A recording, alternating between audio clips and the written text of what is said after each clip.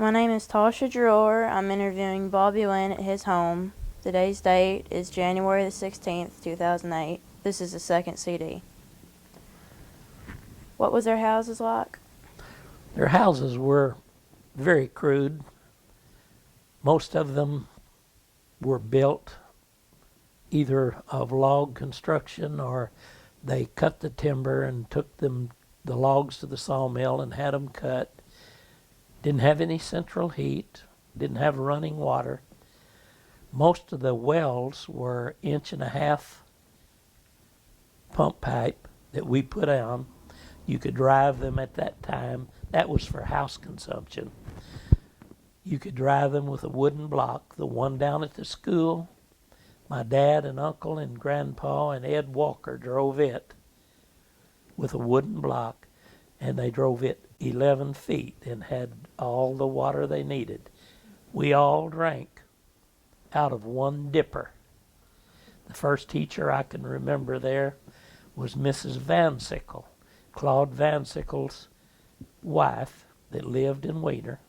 She came out and she lived with Uncle Orrin and Aunt Poss and taught school. I remember another one of the teachers was Blondie McCoy.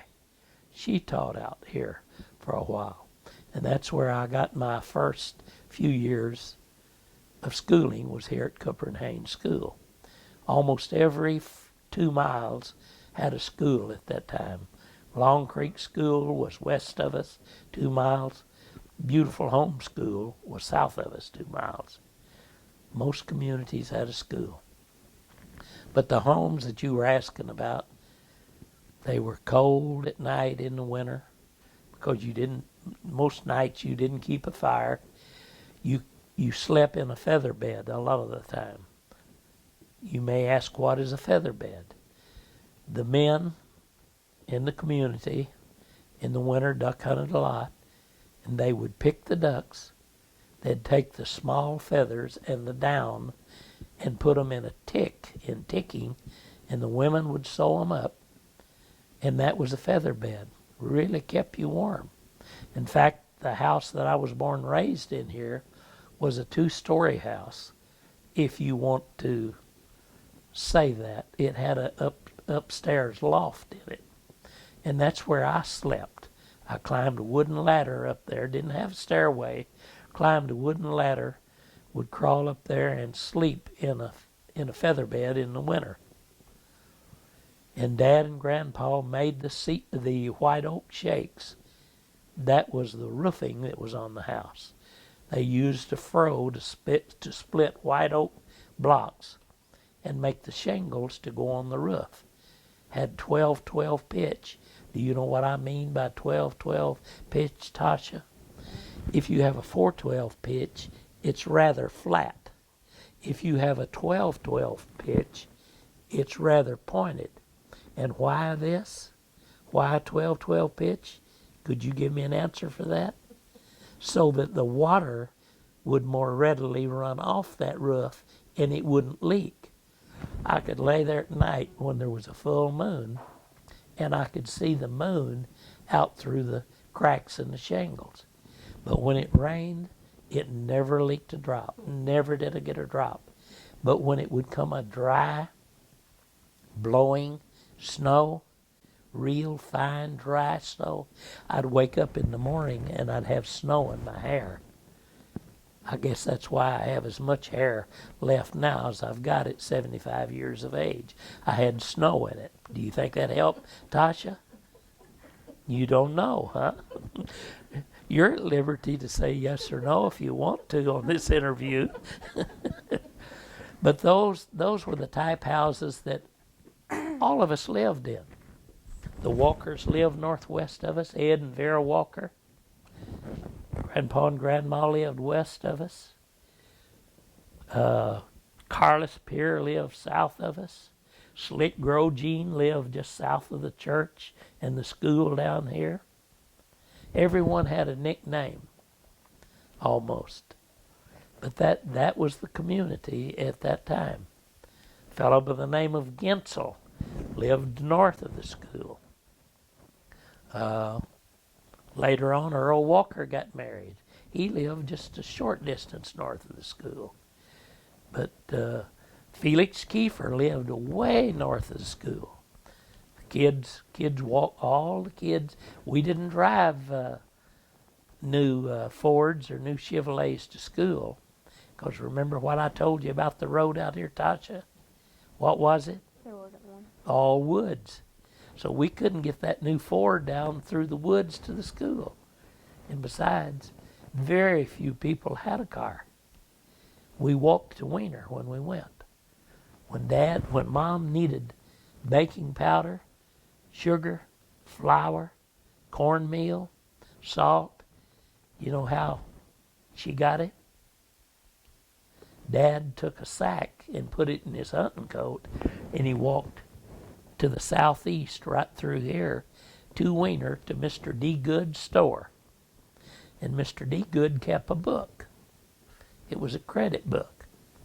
And Daddy would buy that on the credit, and then when he got the money, he would pay Mr. D. Good for it in a month or two later. But he walked and picked up what necessities they had to have. Of course, they had their own meat. The community would have hog killing, and maybe 4 or 5 families would bring their hogs. And I remember right out here in this yard here, they would have 8 or 10 hogs to kill and scald, put them in a 55-gallon drum, and had a hot fire built around that drum with scalding water in it after they killed the hog, naturally, Tasha. How would they kill them? With a .22. They would shoot them with a .22 and then just immediately grab them and cut their throat right across there. Why did they cut their throat? They thought that the meat was better and was whiter if they got all of that blood out of them.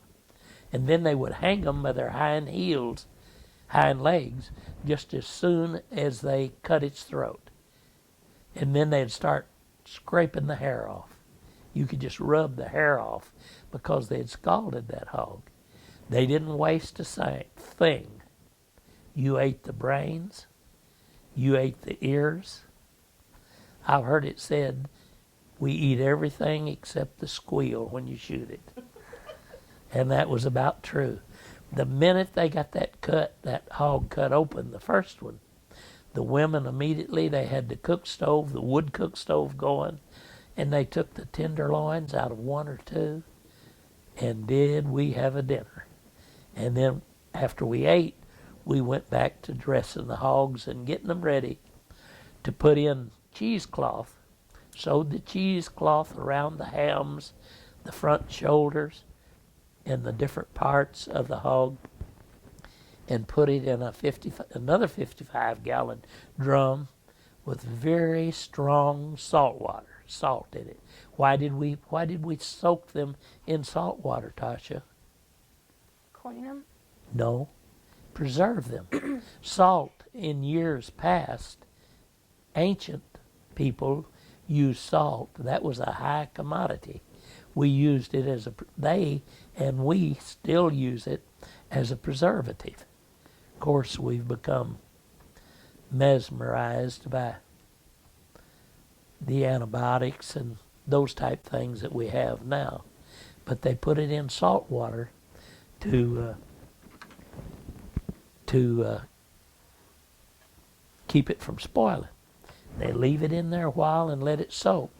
Then they'd take it out and dry it and hang it from a wire and a nail in the smokehouse.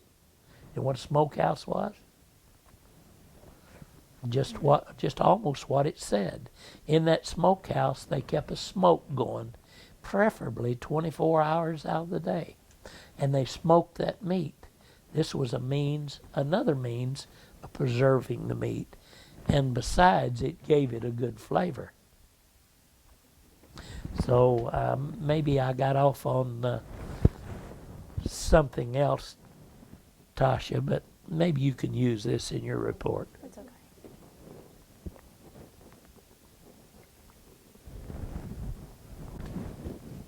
What do you remember most about your grandparents? I remember the nights that I was allowed to spend with them. I'd go down there and not only visit and eat peanuts and listen to stories, but I'd stay all night with them. And when I wasn't in school on Saturday mornings, she'd encourage Grandpa to get up and go hunting with me. She'd say, "Al, get up and go with that boy hunting now." And he'd get up and we'd eat breakfast. And we'd go to either duck hunting or we'd go squirrel hunting. He always had a good squirrel dog. And Grandma always had some money for me. Remember, she lived west of me here, and we had to walk by her house to walk to Wiener because there was no road through here. And she dipped Garrett snuff. Grandpa chewed tobacco and smoked a pipe. And in those they used the snuff glasses for drinking glasses. You probably have never seen one, Tasha, but they were a high commodity in those days, those snuff glasses. Ruth, my wife, Ruthie, she still got some of Grandma's glasses that we use today. But I'd go by and she always kept a little change in those glasses, in one of those glasses. And I'd say, "Grandma, I'm going to town to the movie. I need some money." And she'd reach in there and usually get me 25 cents because I could go to the movie for a dime.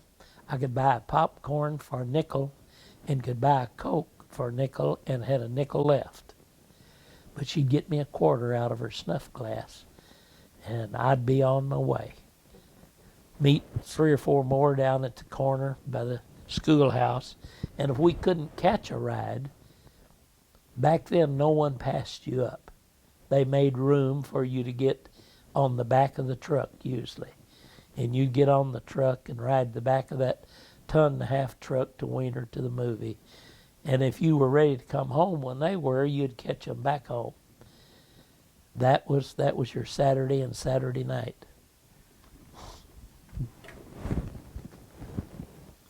What about your brothers and sisters? Well, I have 4 sisters and 1 brother. I had a little brother that was born after I was. His name was Jimmy.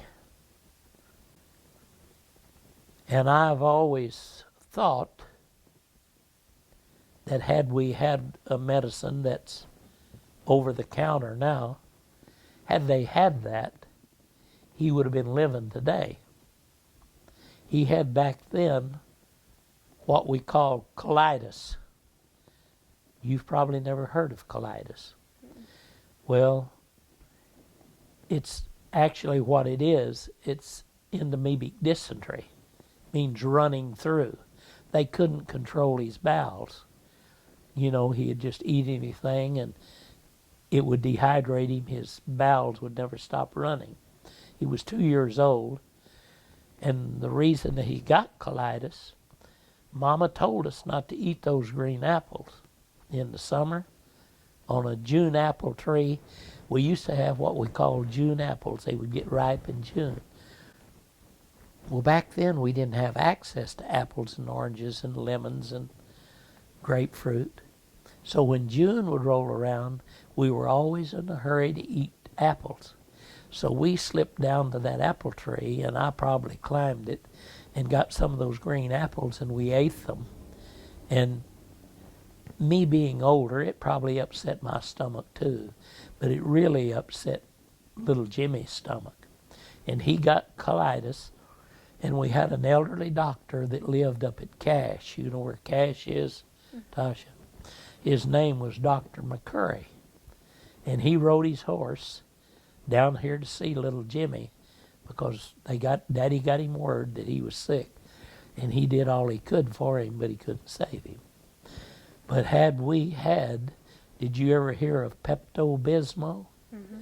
If we'd had Pepto-Bismol, he'd been living today, probably.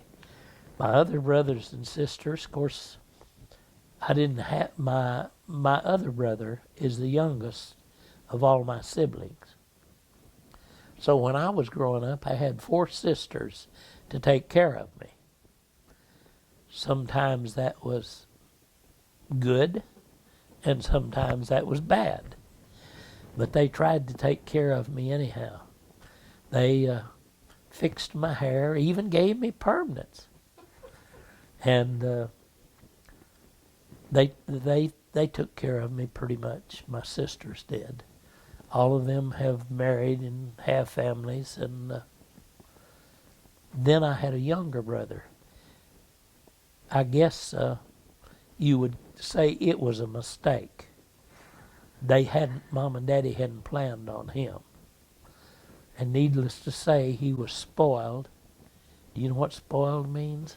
Mm-hmm. He was spoiled from the word go, and he's nearing 50 years of age now, and he's still spoiled.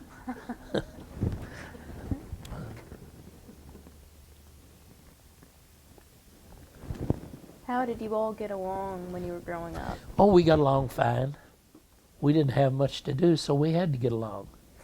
We had to make our own entertainment. Do you know what a hooky wheel is, Tasha? When I was first growing up, we didn't have rubber-tired wagons to pull with a team. See, no one had cars.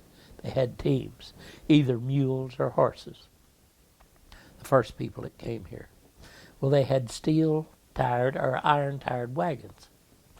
And on the hub of that wagon wheel, they had a steel ring that went on it to hold that hub together, to compress it, keep it tight. And they would pour water on this wooden wheel that had the steel rim around it to make it swell and keep it tight. That's how you kept your wooden wheels tight. Well, on that hub is a rim about 12 inches in circumference, steel, about 1 inch wide. Had one on the inside of that hub and one on the outside. And you grease those hubs with axle grease. Took real good care of your wagons.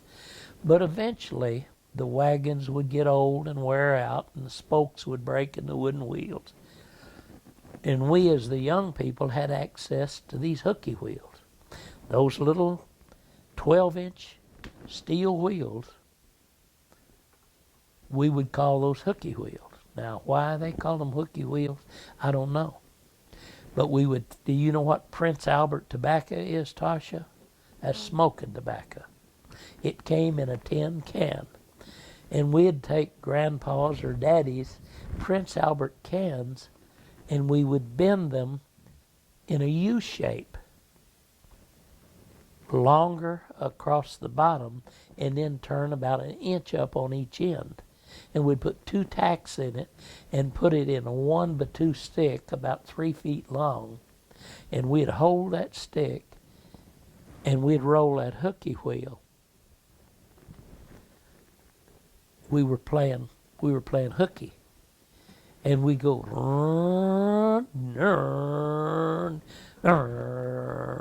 and we'd follow each other pushing that hooky wheel. That was part of our entertainment. And we had a man that lived right across the road that had 2 girls. His name was Carlos Peer, P-E-E-R. He later turned over in a scout vehicle down near Blackville and drowned in a fish pond. But he had 2 girls. Name was Beatrice and Shirley. Shirley was the older. She was about a year older than me. And we'd get out here in the woods, another making play we would do, and we'd climb up a hickory tree, small hickory tree. And if one couldn't bend that over, then 2 of us would climb that tree. And if 2 couldn't do it, then the 3rd one would come up. Now that doesn't sound like much fun, but that's some of the fun that we did. And the girls played right with us. And as I got older, Shirley got prettier, or I thought she did. And oh, I kind of wanted to kiss her. And I kind of wanted her to kiss me. But she never would do it.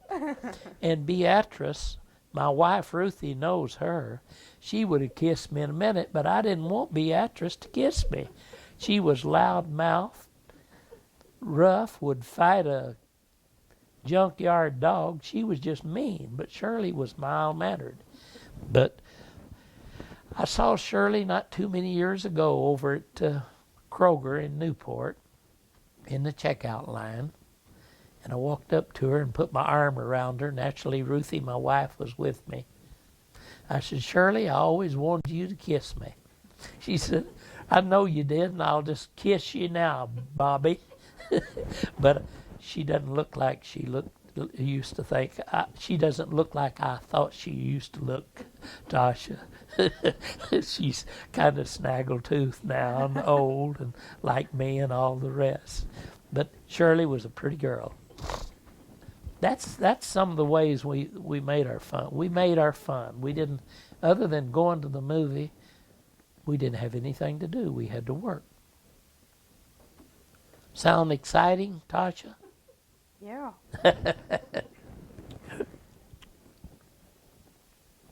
What's the most trouble you've ever gotten into?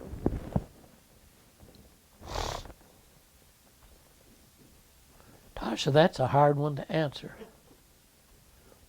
I guess I should have had you a good answer for that, but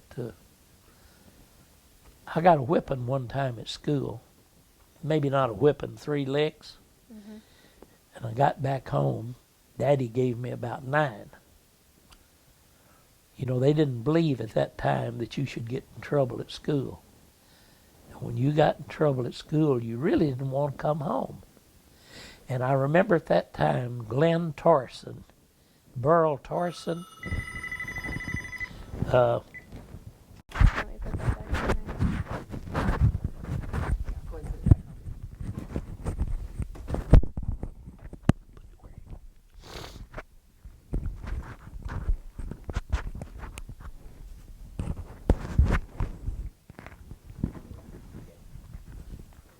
Tasha, do you know Burl Torson?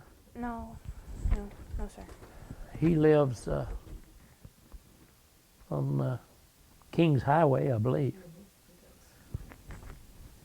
It's where his mother and dad lived, Mr. and Mrs. Torson. Glenn was his dad's name. When the beautiful home Cooper and Haynes School consolidated with Weiner, they didn't have school buses. So Glenn Torson had a truck, 1.5-ton truck. And he built an enclosed bed on the back of that truck with one door in the back. That was to get on and get off. And as long as I can remember, I rode that truck through the 11th grade to Weiner School. That was from like about the 7th grade. But Mr. Torson hauled us. We didn't have any trouble. You weren't allowed to have trouble. See, Mr. Torson, Glenn would have been sitting up in the front seat, and there would have been 2 partitions between him and where we were sitting. So we didn't have any trouble. He hauled both of the schools, Beautiful Home and Cooper and Haynes, every day that the bow wasn't up. Now, when the bow would come up and water was too deep across the road on the south road, remember this road wasn't here, and he couldn't come, well, we didn't have to go to school. So needless to say, we were always happy when it rained a lot and the bow got up and we didn't have to go to school. Did I finalize that question? Mm-hmm. Yes, I think so.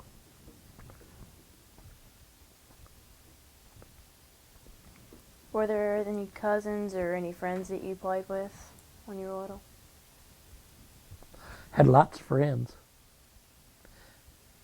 Had the Walkers and the Peers, and had another family of Peers that lived in the wood just east of us. His name was K.G. Peer. He had a house full of kids. I don't know how many he had. K.G. was supposed to be mean. He stole people's hogs. At that time, do you know what free range means, Tasha? At that time, remember, this was all woods. We didn't have fences. So our hogs and our cows ran out. And we might have 30 or 40 hogs running in the woods. And you usually mark those hogs by making a certain notch in their ear. Everyone had their own mark.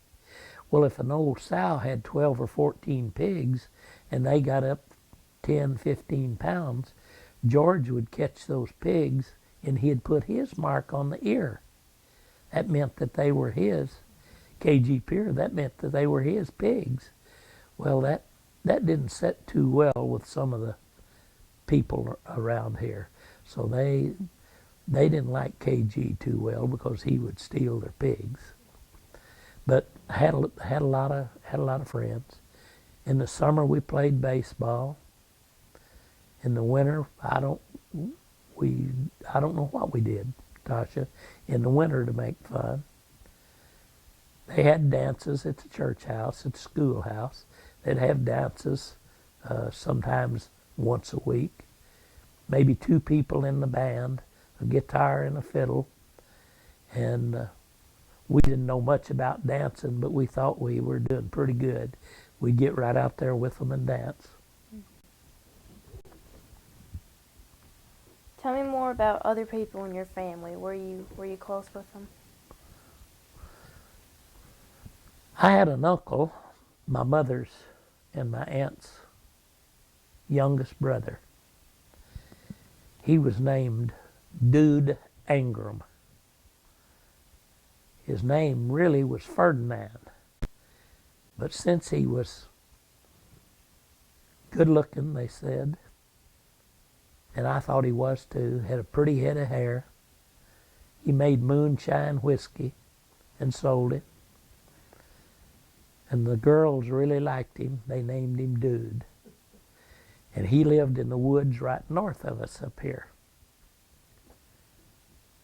One time, first time I could remember seeing him make moonshine whiskey.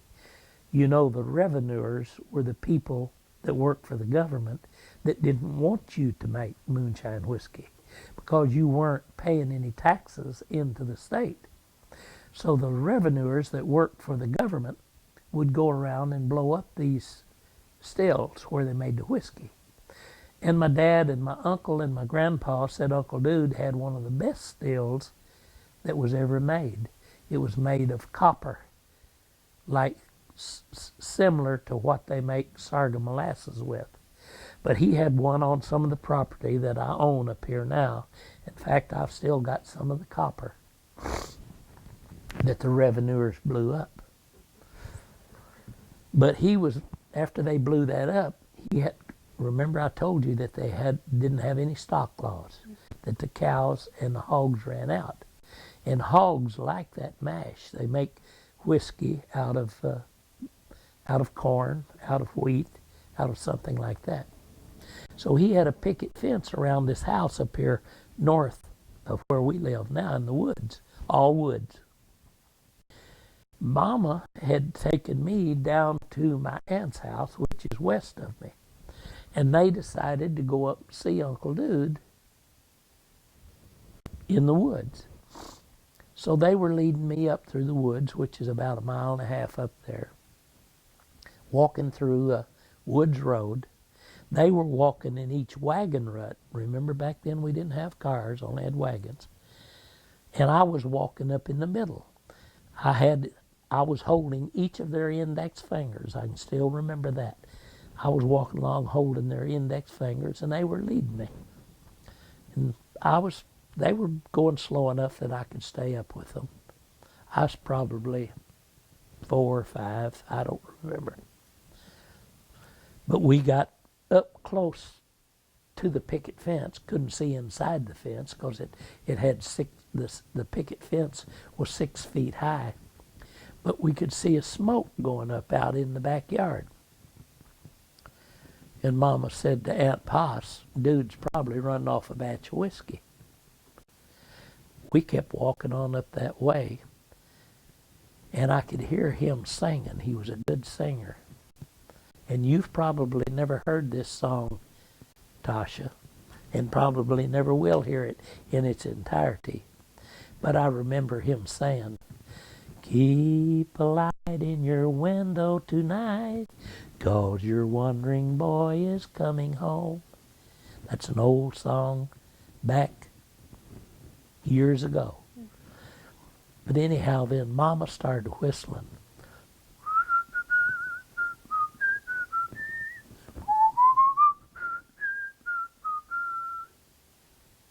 And he quit singing. He called my aunt Moss, see. I couldn't say Moss, so I said Poss. He said, "Moss, is that you and Mary?" He said, "Yeah, dude, it's us." See, he was fixing to leave. You know why he was going to leave? He wanted to revenue or sketch him again. But anyhow, we went on up and opened the gate and walked in. And he had another picket, an oak piece that you make. He was stirring that match, making moonshine. Gonna take it to Grubbs. You know where Grubbs is? Mm-hmm. He's gonna take it to Grubbs. They would ride their horses over there. They had a dance hall over there called the Bloody Bucket. Isn't that a name for a dance hall? Mm-hmm. Daddy said that's really what it was. They'd have a fight about every 30 minutes. It was the Bloody Bucket. It's right where 384, Parsley's old store, is still sitting there. No one lives there. But you can turn on 384 and go by Walmart in Newport. That, on the opposite corner, is where the Bloody Bucket sat. But he was making whiskey. Now, what was the question you asked me, Tasha? Were you close with people in your family? Well, I thought a whole lot of Uncle Dude, not because he was a moonshiner, but he always had some change to give me. And I had some good uncles and some good aunts. They've helped Ruthie and I immensely. I could never repay them.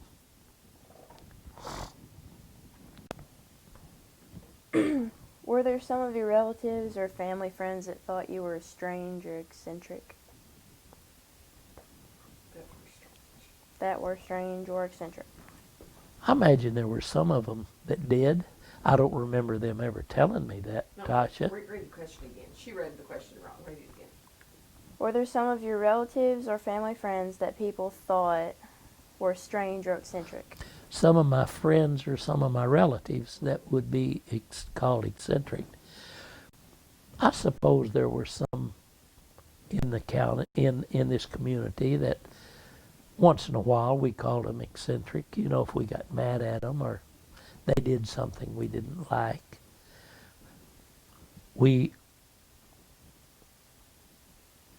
It was a pretty harmonious community, though. People thought a whole lot of each other. They totally depended on each other. Had to, to survive. Mm-hmm. It was almost the survival of the fittest, and if you didn't have the fittest helping you, you didn't survive.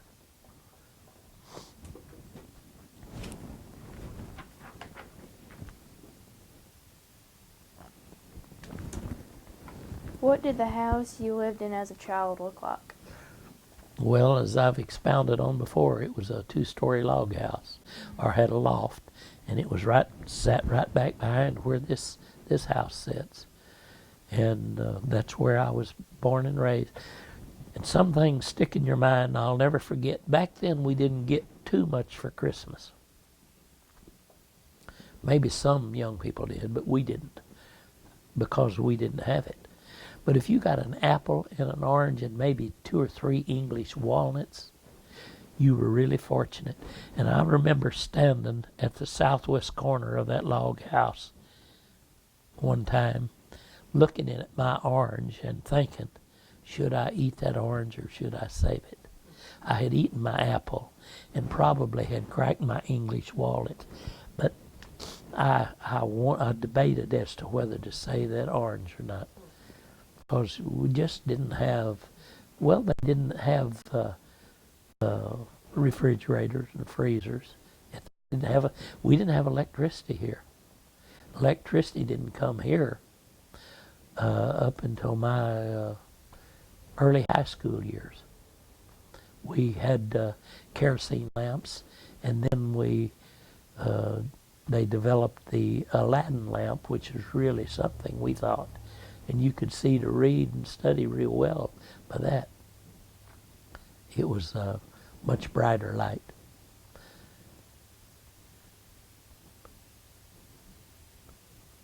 The house that you used to live in when you were a child, how long did you live there? I lived there until I was probably in the 9th grade. Did you move around a lot? No. We lived here. And when Dad went to the war in 1943, my aunt and uncle lived in LaPorte, Indiana. And we moved up there. And Mama went to work in the defense plant, building munitions for the war, you know. Mm-hmm. Then when Daddy came home, he worked there, and eventually we came back here. Do you remember the Depression? No, Tasha, I don't. I can remember I was born in 32. I can remember in a little bit about the 36s, and some about 37 and along in there. I know it must have been terrible because I'm old enough, I'm 75, and I can remember a lot of the things that they were talking about as I started to get older and could remember, or did remember. What was your neighborhood like, or the rural area where you lived at? Well, it's like I say, 95% of it was woods. How big were some of those trees? You remember seeing any virgin timber, that big timber? Yes, a lot of it was virgin timber. Pam, let me give you an example. When W.A. Westerman got married, living east of me here, and his dad, Arthur Westerman, bought that ground, there was a sawmill at Grubbs. The man's name was Mr. Bergen. And we were cutting some big cherry bark red oak and big white oak trees. Knew that they were going to clear that ground. So W.A. and I were cutting it and getting the lumber and using it to build sheds and whatever we needed the lumber for. And we told Mr. Bergen that we had a cherry bark red oak there that must have been 4 feet through, maybe 5. If we cut that and bring that over there, will you saw it for us? We were hauling the logs on a rubber-tired wagon. Had the wagon was made out of a 1.5 ton truck. Had a dual wheel axle on the back and dual wheel on the front, and then a tongue put in it that you could pull it with a tractor. And we were hauling those logs over there to Grubbs to be sawn on that wagon. And we'd haul big loads on that thing.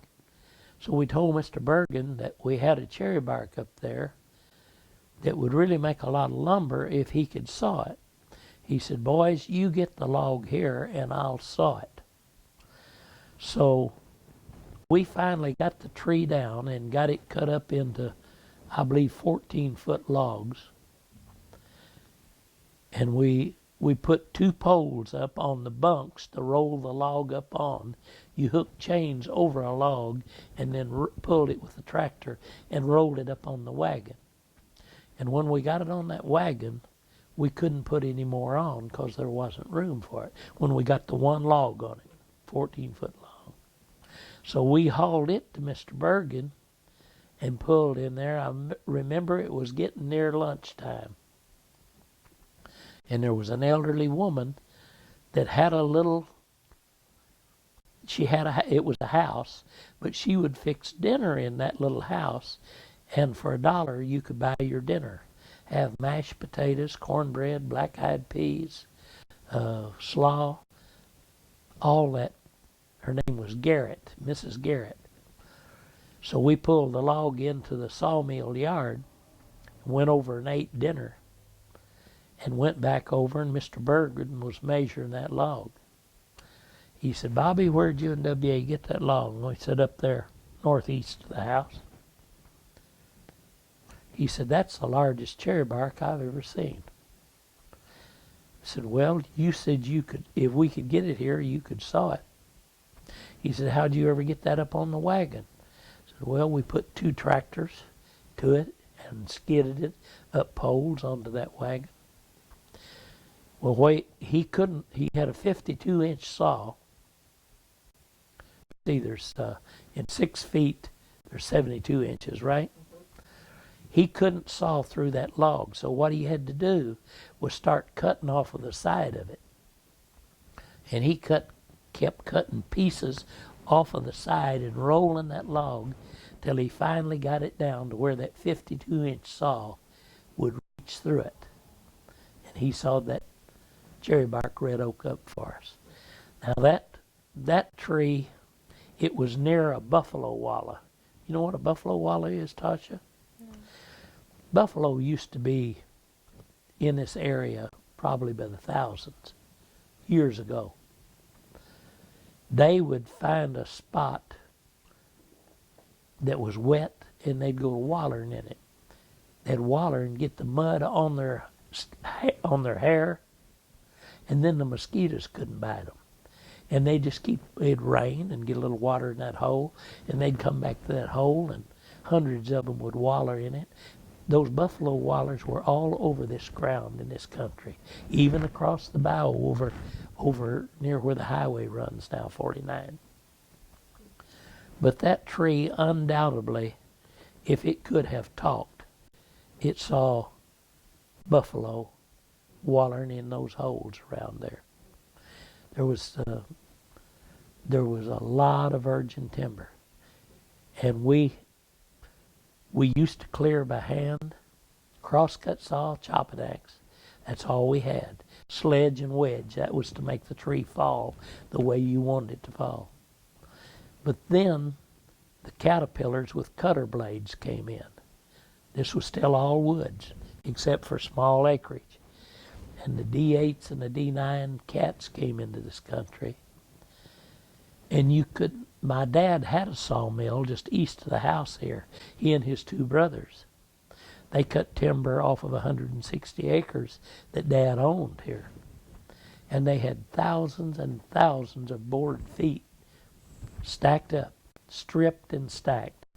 That means stripped, put a little board in between them, then stack another layer of boards, and then the strip between them. That's so the air could blow through and dry that lumber.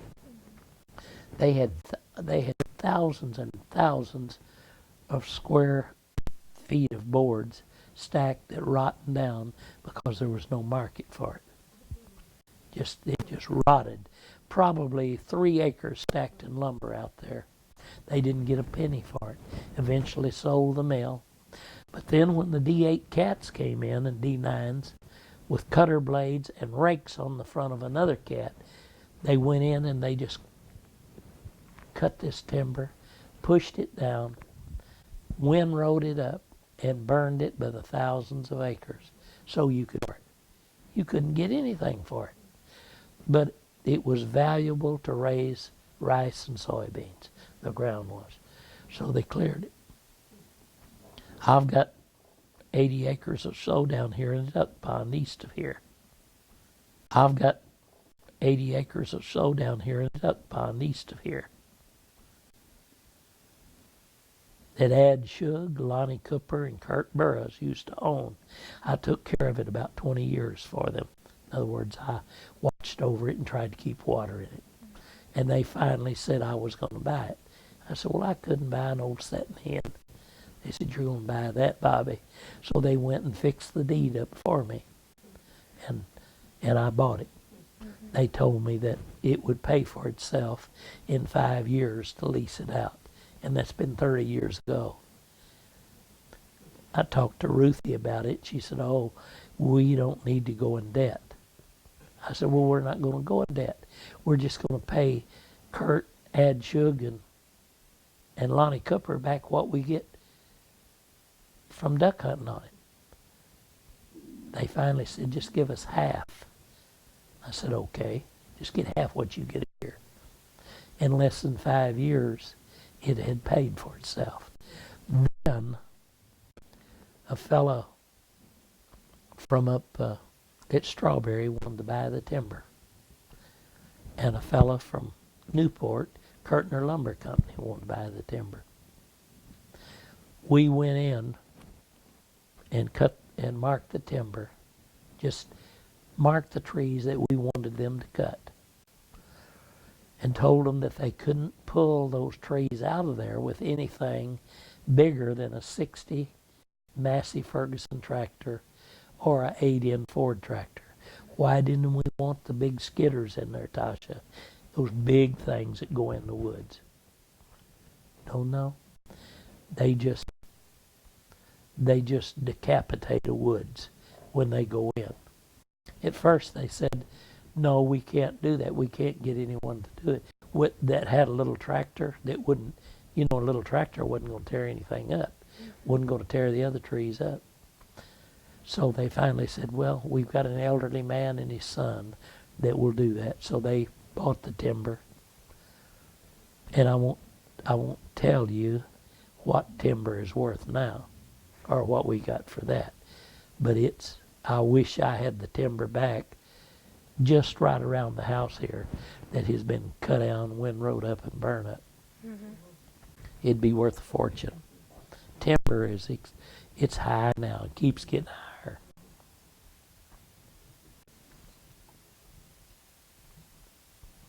Do I expound more than you want, Tasha, on that? That's fine.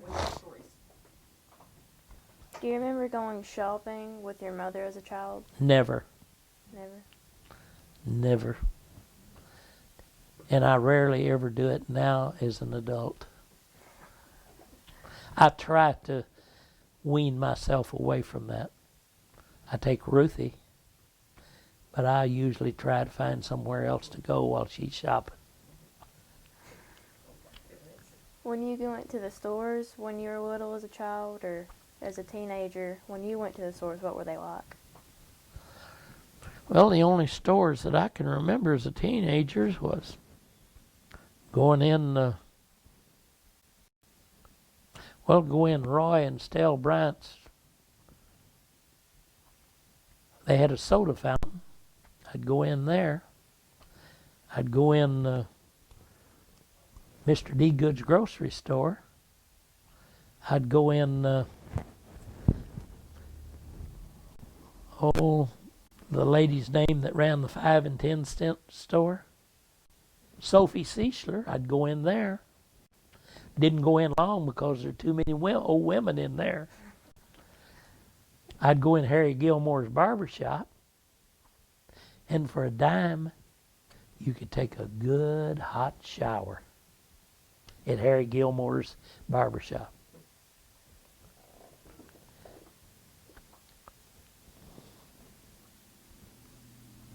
Can you remember any stories your older family members used to tell?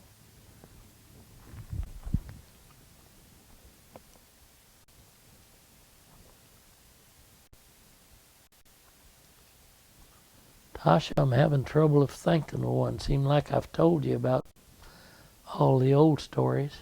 That's okay. Take your time. Can you remember one, Ruth? On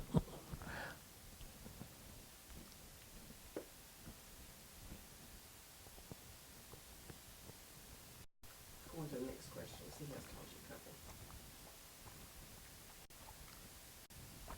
Tell me about the first funeral you remember attending.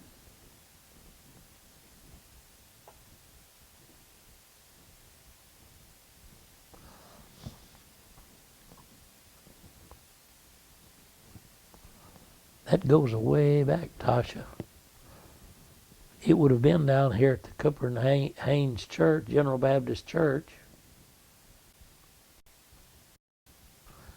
A pastor by the name of Brother Lakey preached it.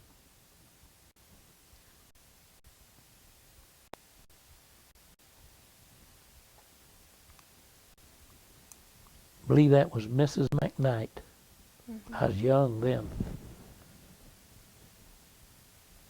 Do you remember what kind of, what it looked like? Did they lay the body out in homes then? Yes, they sat up with them at home, made her coffin, made it out of boards. In fact, they still do that in the Greers Ferry area. I've experienced two in the last 20 years. But I remember several of them that have been, it was just up in the last few years that you would go to a funeral home and pick out a metal casket, and then in later years you could get a vault. But most of them, I'd say 70% of them in the Walker Cemetery, which is our cemetery, they were buried in wooden caskets. My grandfather was buried at Wiener in a wooden casket. In fact, I have an uncle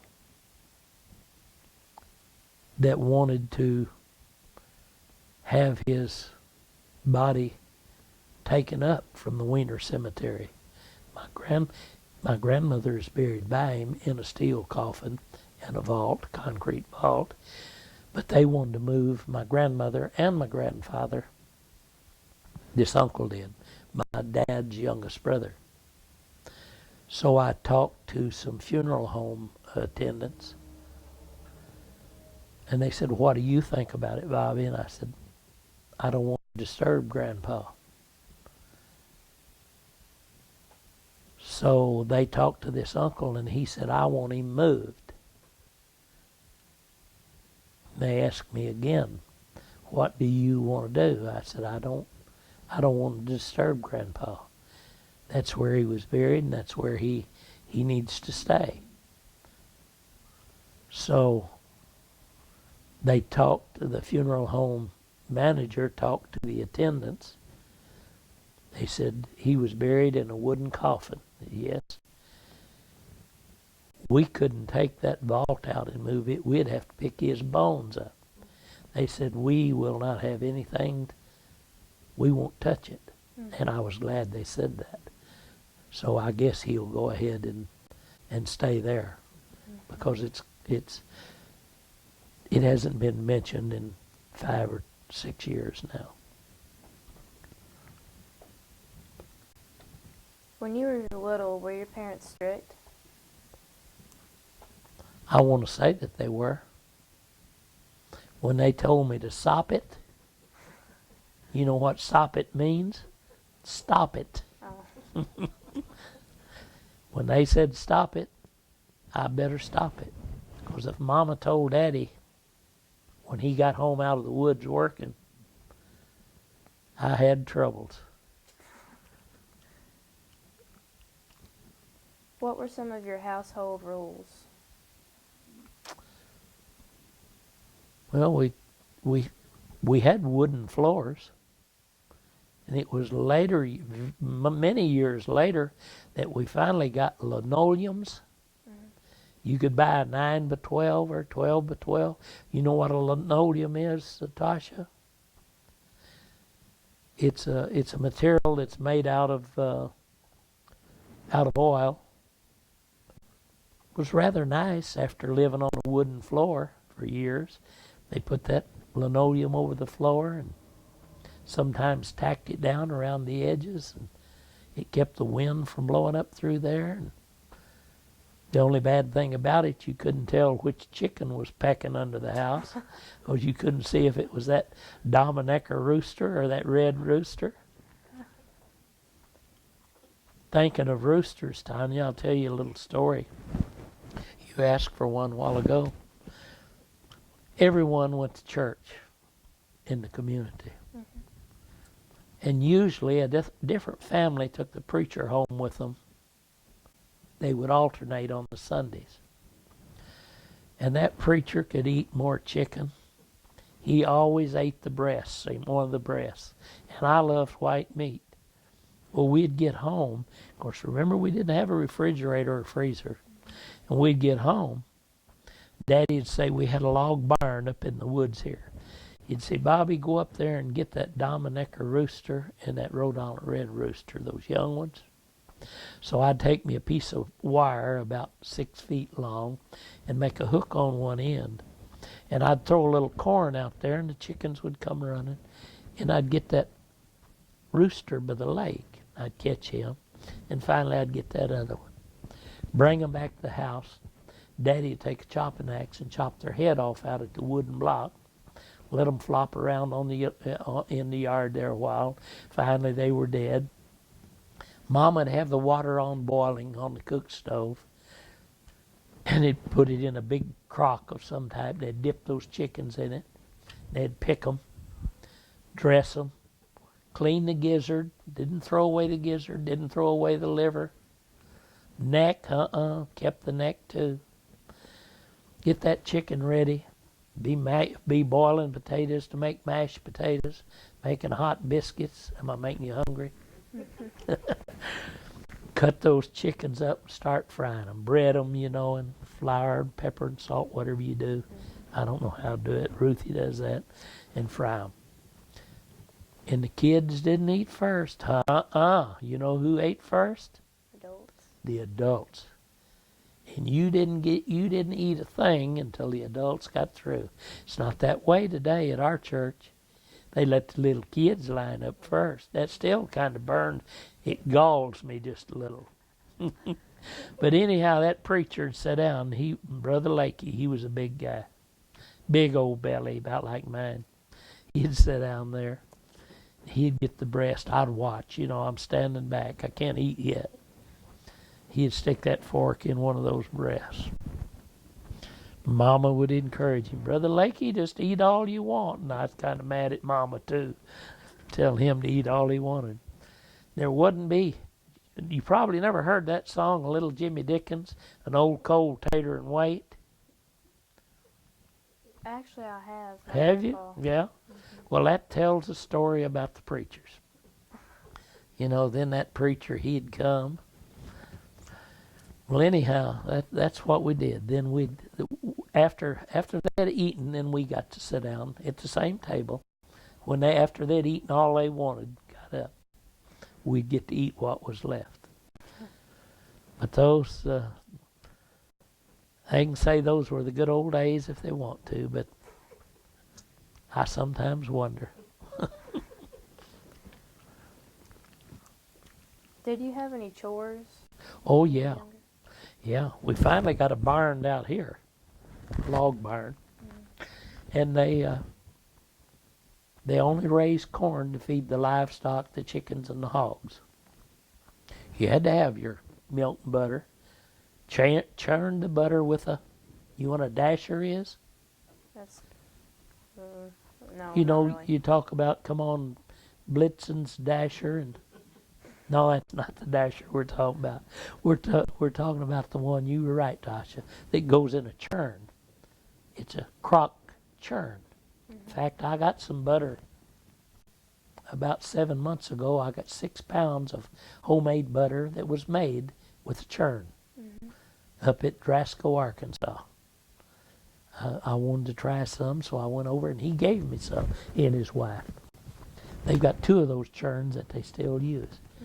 But anyhow, that's how you made your butter, was with one of those churns. So everyone had to have a good milk cow. Everyone had to have their hogs for their meat. Everyone had to have their chickens for their eggs and their fried chicken. And if a hen got old and quit laying, you know what happened to her. Made dumplings, noodles and dumplings. Yeah, fixed her clock. She wasn't going to eat that corn and not lay eggs. But I always had to go out there when I got in from school. Usually Mama would have a biscuit and maybe a piece of cured ham in it. And you talk about hungry when we got home. Oh, was I hungry. I'd eat that biscuit, cold biscuit naturally, from dinner or breakfast, and that piece of ham. And I'd go to the barn and I'd start shucking corn. Did you ever shuck corn, Tanya? Tasha? Well, you gather corn in the field. The team goes down straddle of 2 rows, pulling a wagon with little sideboards on it, and a man on each side of the wagon, and a man walking behind the wagon. That was always my job, because the wagon went over the corn and it mashed it down. You had to bend down to pick that corn up and snap it off of the stalk and throw it in the wagon. Well, the men, they didn't want to have to bend over. My back was more limber than theirs. So I got the 2 rows that the wagon was running over. And the men took 2 rows each on that side. Of course, they had a muzzle. Have you ever heard of being muzzled? Where they put over your mouth. Yeah, but that was a screen wire outfit that they put over the horse's mouth. You know why they did that? Well, those crazy fools, every time they saw a good ear of corn, they'd eat that ear of corn. And they didn't want them eating the corn right then. They'd feed them the corn as they wanted to feed so many ears. So they put a muzzle on each one of their mouth, and they couldn't get any corn until that night or that day at dinner when they fed them corn. But I'd have to shell corn for the chickens. I'd have to pull the shucks off and snap them off so they could feed the horses. The horses could eat the corn off of the cob. And always had to shell corn for the cow, because the cow sees only got bottom teeth. You knew that, didn't you? I didn't know. They haven't got any top teeth. You notice when they're eating grass, they always lift up like that. They're getting that grass that way. Their bottom teeth. Yeah. But I had chores, and then I got to go out here to this. Our pump was 13 feet deep, pitcher pump. I always had to pump water. We all drank out of the same dipper in the house, but I had to have water. When we'd come in the summer, it was always my job at noon to pump 2 or 3 number 3 wash tubs full of water and slide them out where the sun was going to shine on them. You know why we needed warm water for the stock? Take a bath, maybe? The stock going to take a bath? No, it was us going to, you're right. We were going to take a bath. That's the only way we had to take a bath, was pull it around then behind that log house and get in there, not with your clothes on either, right there behind. Oh, worried about the cars going up and down the road seeing you? No, it's woods. You just got back there and you took you a good bath. You felt like $1 million in that number 3 wash tub. But I had chores to do. And wood, oh my goodness. In the winter, I'd think I'd never get through. You not only carried heating wood for the heating stove that usually sat in the living room, but you had to carry cookwood and kindling. You know what kindling is? Kindling is the little bitty fine stuff that you start a fire with. Then you put bigger wood on it in that cook stove and that heat stove, and it gets it to burning. Big fleas on little fleas. Huh? How's it go, Ruthie? Big fleas and little fleas upon their back to bite 'em. Big fleas and little fleas, so adds infantitum. Isn't that the way it goes? I thought I'd never get done carrying wood, Tasha. Colder it was, the more wood we had to have stacked on that back porch. But everyone was in the same boat. Whether it was Ed and Vera, Lauren and Martha, Ernie Pier on across the road, Carlos Pier, KG Pier, Slick Girl Jean, all had the same thing. You know how we knew whether anyone was home or not at the house? If there was smoke coming out, yep, they're at home. So you'd go on up, you watch the smoke. They had a stovepipe going out the top of the house. If there was smoke coming out, yep, they're at home. So you'd go on up.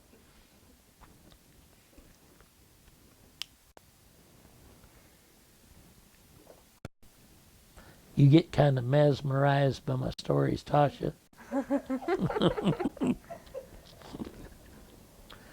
And they're all true.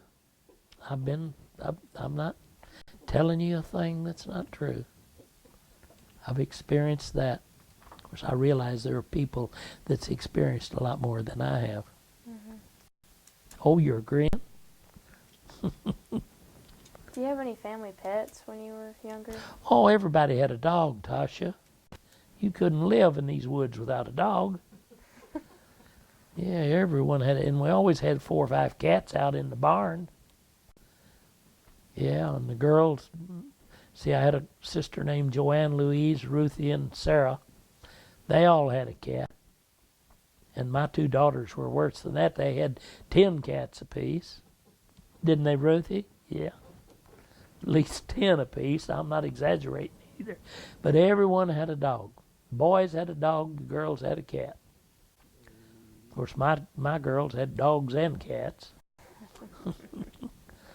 Yeah, but most of our dogs, there was a need for them. They were beneficial. We had a dog. We had 2 dogs. One of them was Catch, and one of them was Hold'em. They were brothers and sisters. Catch was a female, and Hold'em was a male.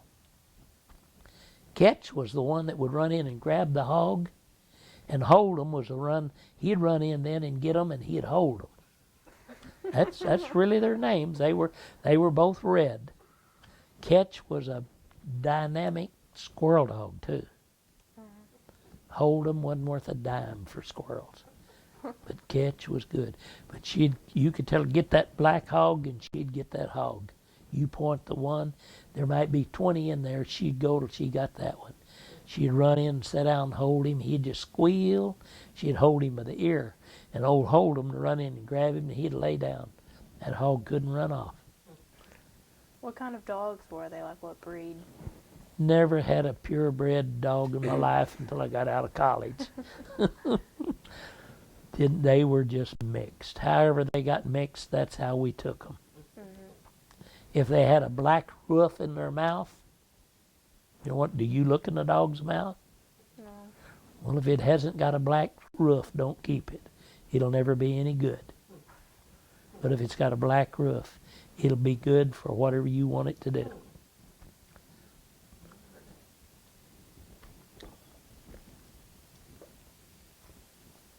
What medicines or remedies do you remember as a child? This colitis that I had reference to back when I said we lost my little brother Jimmy, if we'd had Pepto-Bismol, he would have lived. They must have boiled a toe sack full of muletail weed. It's an old weed that grows along the railroad track and along the roads. They would boil those leaves, and you drank what you had boiled, make it strong. They used that. Of course, quinine still has a use in today's medical field, but we used a lot of quinine for, we had a lot of mosquitoes, and they were worried about malaria, and people took quinine. And everyone every spring boiled sassafras roots from the sassafras tree. Everybody that put iron in your blood, and they still say it does that. Every family boiled sassafras roots. You'd go to the woods and dig those sassafras roots up and boil it. Did you ever drink sassafras tea? No. I think you could buy it. I don't know. I may be wrong. But in the spring, they thought your iron was low. The people did. Old housewife tales. Most of the babies were delivered by midwives. You know what a midwife is? That's one that goes around the community. Like Elvira, my grandma, she was a midwife. I forget how many 100 babies she delivered. They didn't see any need of calling a doctor. And just unless it was absolutely necessary. Midwife delivered most of the babies. But those are the things that I can remember. Those were remedies. Okay. Of course, there's some I'm sure I've forgotten.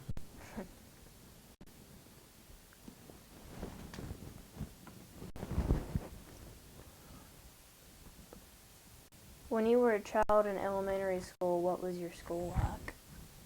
It was one room, one teacher taught all 8 grades. Mrs. Sabrina Van Sickle was one of my teachers, as I've told you before. She would teach the first grade. There was kindergarten, play school, and all of that. Didn't know what that was. That's new words to add to my vocabulary in later years. But she teach first grade, second grade, third grade, through the 8th. Mm-hmm. She taught them all. And she used the board on all of them, if they needed it. There was after Sabrina, we had a lady by the name of Faye Gregory. She was from up at Pitts. Came over here and stayed with Uncle Orrin at Pass. The reason they would always board with Uncle Orrin at Pass, they had no children. Aunt Pass, after she had her little boy that was born dead, couldn't have children. So Uncle Orrin was on the school board then. I don't know I think they called him a director back then, such as a school board is now.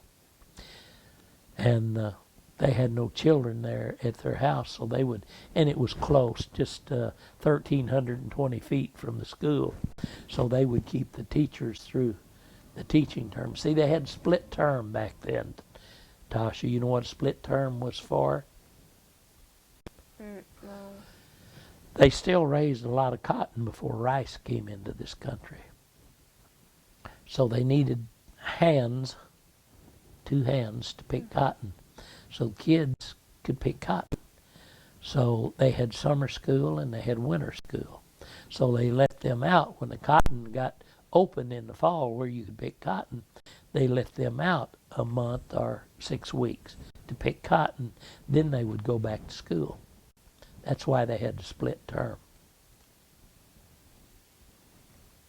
I can remember in 1960 through 66, I was high school principal over at Grubbs, and we had a split term up until the last 2 years because they raised a lot of cotton in that area, and mechanical cotton pickers weren't invented then. Mm-hmm. They picked it all by hand. Go ahead. My name is Tasha Drawer. I'm interviewing Bobby Linn at his home.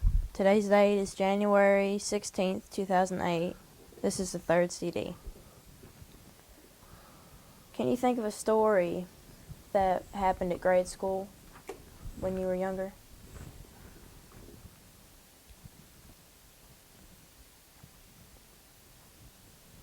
Tasha, I can't think of one. That's okay. Maybe I can. When Mrs. Van Sickle was teaching down there, I got in some kind of trouble. We shot a lot of marbles. Did you ever shoot marbles, Tasha? When I was younger. When you were, well, we played marbles. That's one of the things we had to do. And we played a lot of where you'd say, Red Rover, send so-and-so Tasha over. And you'd run and you'd try to break that line. Mm-hmm. We'd play that. But anyhow, I got in trouble during lunch hour. We all carried our lunch in a pure lard gallon bucket. Now that bucket might not be full, and it usually wasn't, but that's what we carried our lunch in. And we had some guineas. Did you ever eat a guinea egg? No. Well, needless to say, the shells on a guinea egg is hard. So I took guinea egg, boiled guinea egg, to school. You know, that's all we had, a ham sandwich, a guinea egg, something like that, 2 or 3 pieces of salt pork. That's what we had to eat, a fried egg between a biscuit. So we would say, let us crack our egg on your head. Now, that doesn't sound like much fun, but that's what we'd do. Well, that guinea egg got on Walter Pear. He lived down here. Walter let me crack my egg, and he leaned his head over. Well, boy, I hit it, and it didn't even crack that guinea egg. And I hit it again. It made a knot on his head that time. So he told Mrs. Van Sickle. Well, she made me go cut the switch that she was going to use on me. Of course, it was woods right up around the school. They used it for school and a church. So I went out there. She gave me the knife to cut it with. I said, now, should I get a little one? Or should I get a medium size or a big one? And she's going to work me over, I know. But you know, you use a little reasoning even back then. I said, I'm going to get her a great big one, and maybe she'll have mercy on me, because she'll think I've repented to some extent. So I cut her a good hickory and brought it back. She got me up in front. Everyone got a whipping right in front of the classroom. She got me up there and got me by the arm. She said, Bobby, did you really think I was going to use this on you? I said, yes, ma'am. She said, well, I'm not going to give you a bad whipping, because most of my students would have gone out there and got a little bitty switch, and you brought me a big one like I really need to use on you, but I'm not going to do it. And she gave me 3 light licks, and I always felt like by getting her that big hickory that I got off pretty light for hitting Walter with that guinea egg on the head. She said, now don't you bring those guinea eggs to school and expect to crack them on someone's head. No one cracked them on the ground, on a board or anything.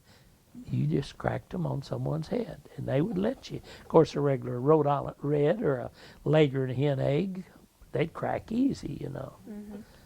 But that guinea egg, they're tough. What kinds of toys do you remember playing with as a child? I guess I had more fun with that hooky wheel that I had referenced to some time ago than anything. I must have worn 4 or 5 set of good Michelin tires out on that old car that I had that I was driving. Mm-hmm. We'd go through the mud, you know, mm-hmm. and we'd act like it was spinning with that hooky wheel. And we'd get out, and then we'd race. We'd have races with our hooky wheel. That was probably, had more fun with that hooky wheel than anything else. Of course, I loved to play baseball. I always loved baseball. Mm-hmm. Played from the time I could throw a ball and hit a ball until I got too old and couldn't throw a ball and hit a ball.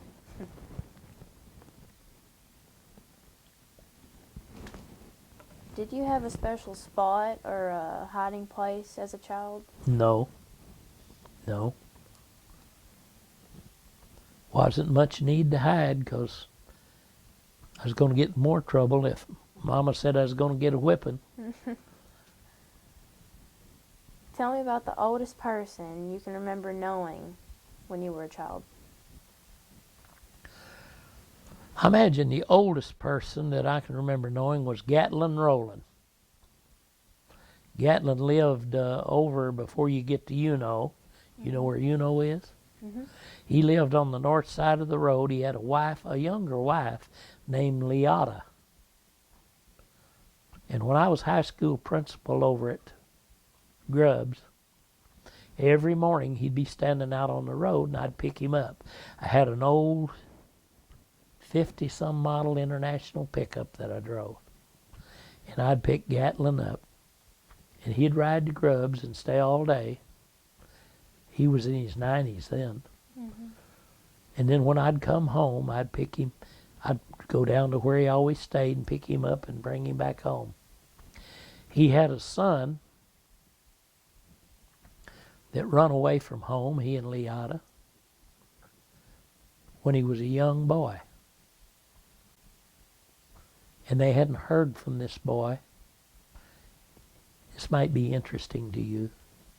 In all those years, the boy was near 50 years old. and they hadn't heard from him.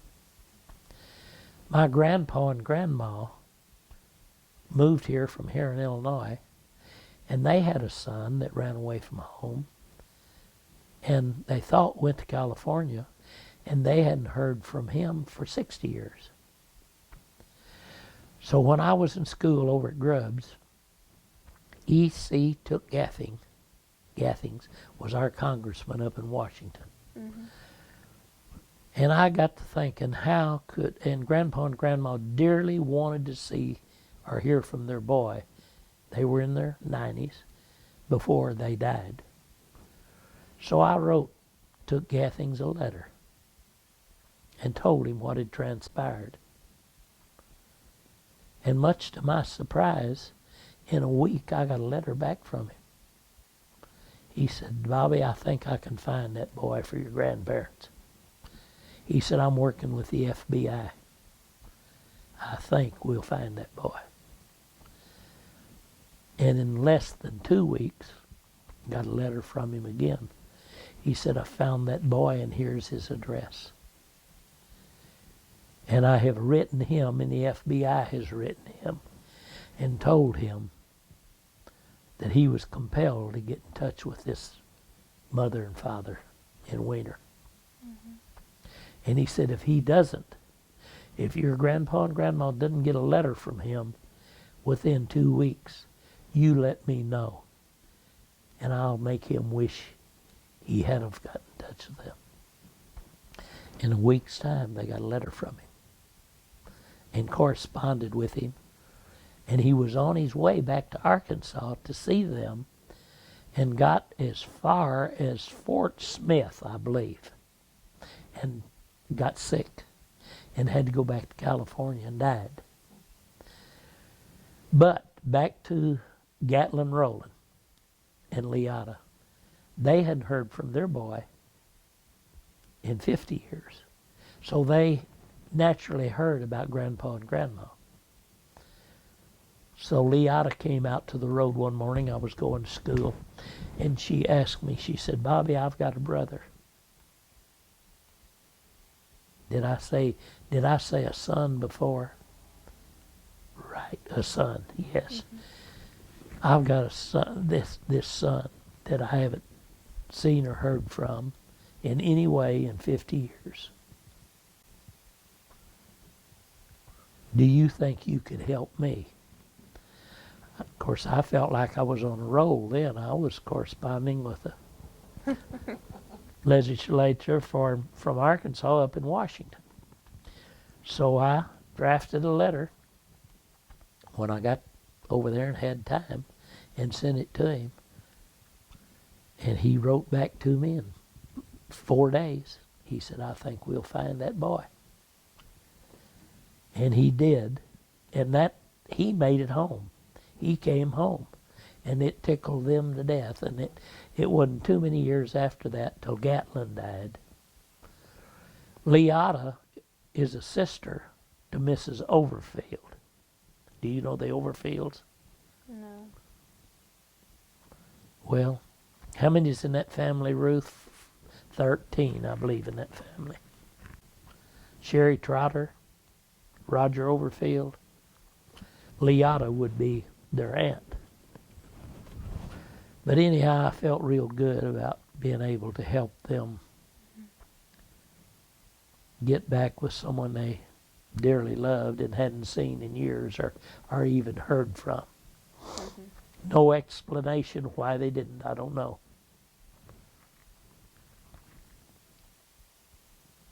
Do you remember hearing any stories about Joe Bruner? I didn't hear stories about Joe Bruner. I heard stories about old Joe Bruner. He was supposed to be mean. And we didn't go down that part of town. I think there was a sawmill down there by old Joe Bruner's. But I can't remember. What do you remember hearing about him? Do you remember anything? Well, he about just... I guess they would call the whipping that Dad would give me a beating nowadays. But I heard that he would beat his kids. Now, maybe nearly to death. But I naturally never experienced this. You know, there's a lot of difference now in what people call a whipping and what they used to call a whipping. Mm-hmm. They slap you on the hand, now they whipped you. That was the least thing. They always just wanted to have you by the hand when they whipped you before. Mm-hmm. But he was supposed to be mean, unruly. Mm-hmm. Some people have mentioned that there was a clan in the Wiener area years ago that dealt with matters such as chicken thieves. Do you remember anything about that? Well, I know there were chicken thieves. And I know that almost everyone I can think of have told about stealing chickens. I know my dad stole chickens. I know my Uncle Orrin McKnight stole chickens. I know Earl Walker stole chickens. Spriggle Wright, not the old Spriggle, Irvin Wright, he stole chickens with them. Earl Cooper stole chickens with them. They always stole them from Mr. Trotter, and then they'd have a chicken fry down there at Mr. Trotter's. You know, and then someone would get some young turkeys. They not only stole chickens, they'd steal turkeys too. They stole Harry Brown's dad's young turkeys and had a chicken fry one time. But they would steal the elderly people's chicken, and they'd go and have a chicken fry right there at their house. Of course, your chickens ran out. You didn't know, they was just out around the barn and in the woods. And you didn't know what your chickens were missing. They thought that was a big deal. That was some of their play back before my days. Mm-hmm.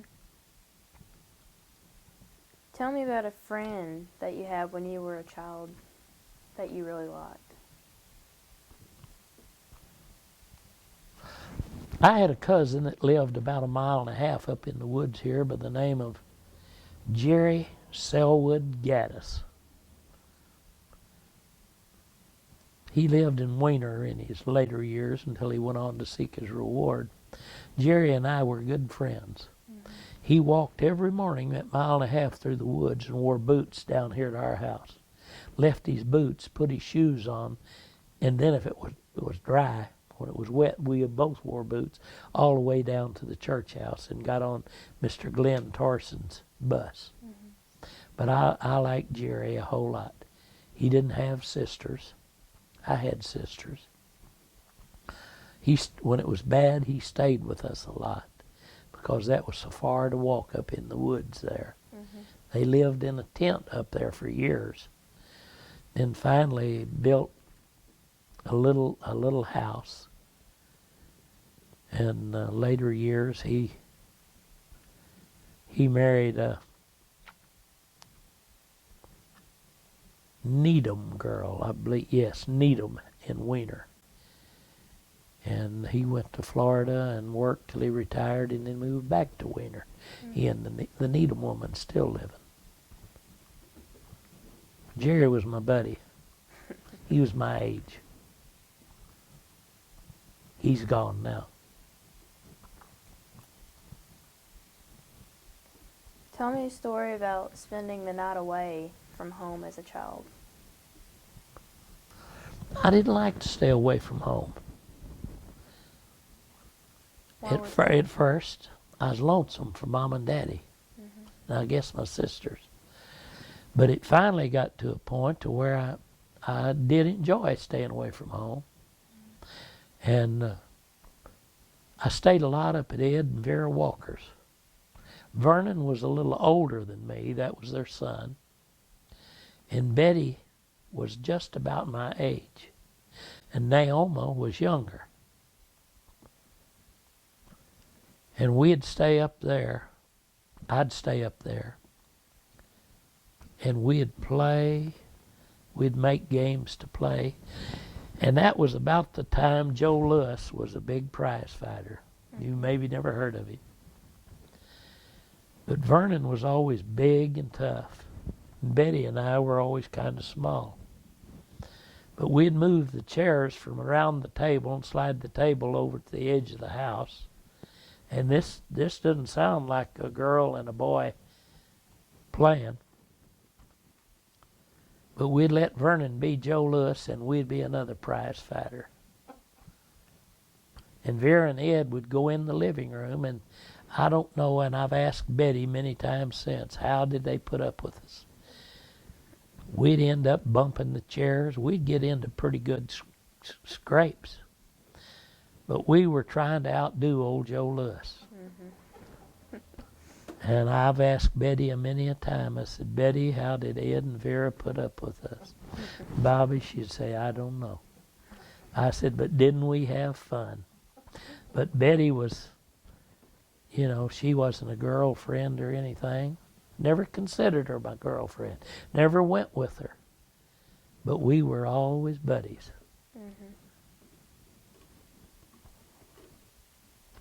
How did your family celebrate Thanksgiving?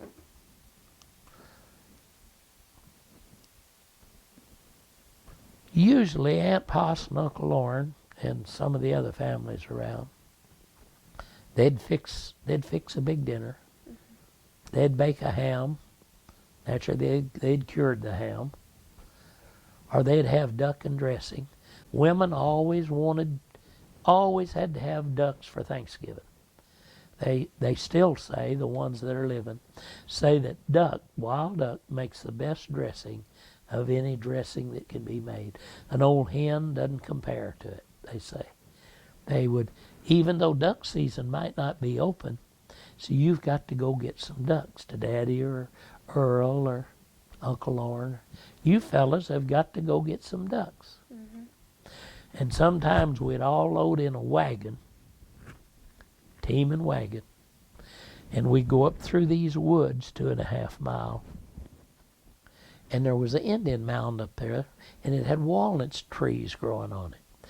And the men called it Walnut Mound. So before, we wouldn't go to Hood Lake. We'd go to Caney Slough, which is by Walnut Mound. We'd drive the team up there, and they'd unhook them and put them out some Lespedeza hay and some corn in a tub. And the reason they'd go to this Walnut Mound, horses tromping around will bog. If the ground is soft, they'll get down, and you can't get them up. They're too heavy. You know, you can imagine you and I trying to lift a 1,500-pound horse.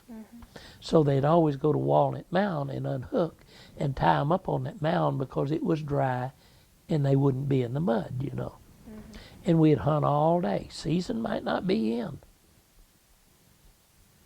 And they had a game warden at Wiener, but they weren't very much afraid of that game warden because that was a long walk for him up through the Bow Bottoms, and he probably at that time couldn't even hear us shooting.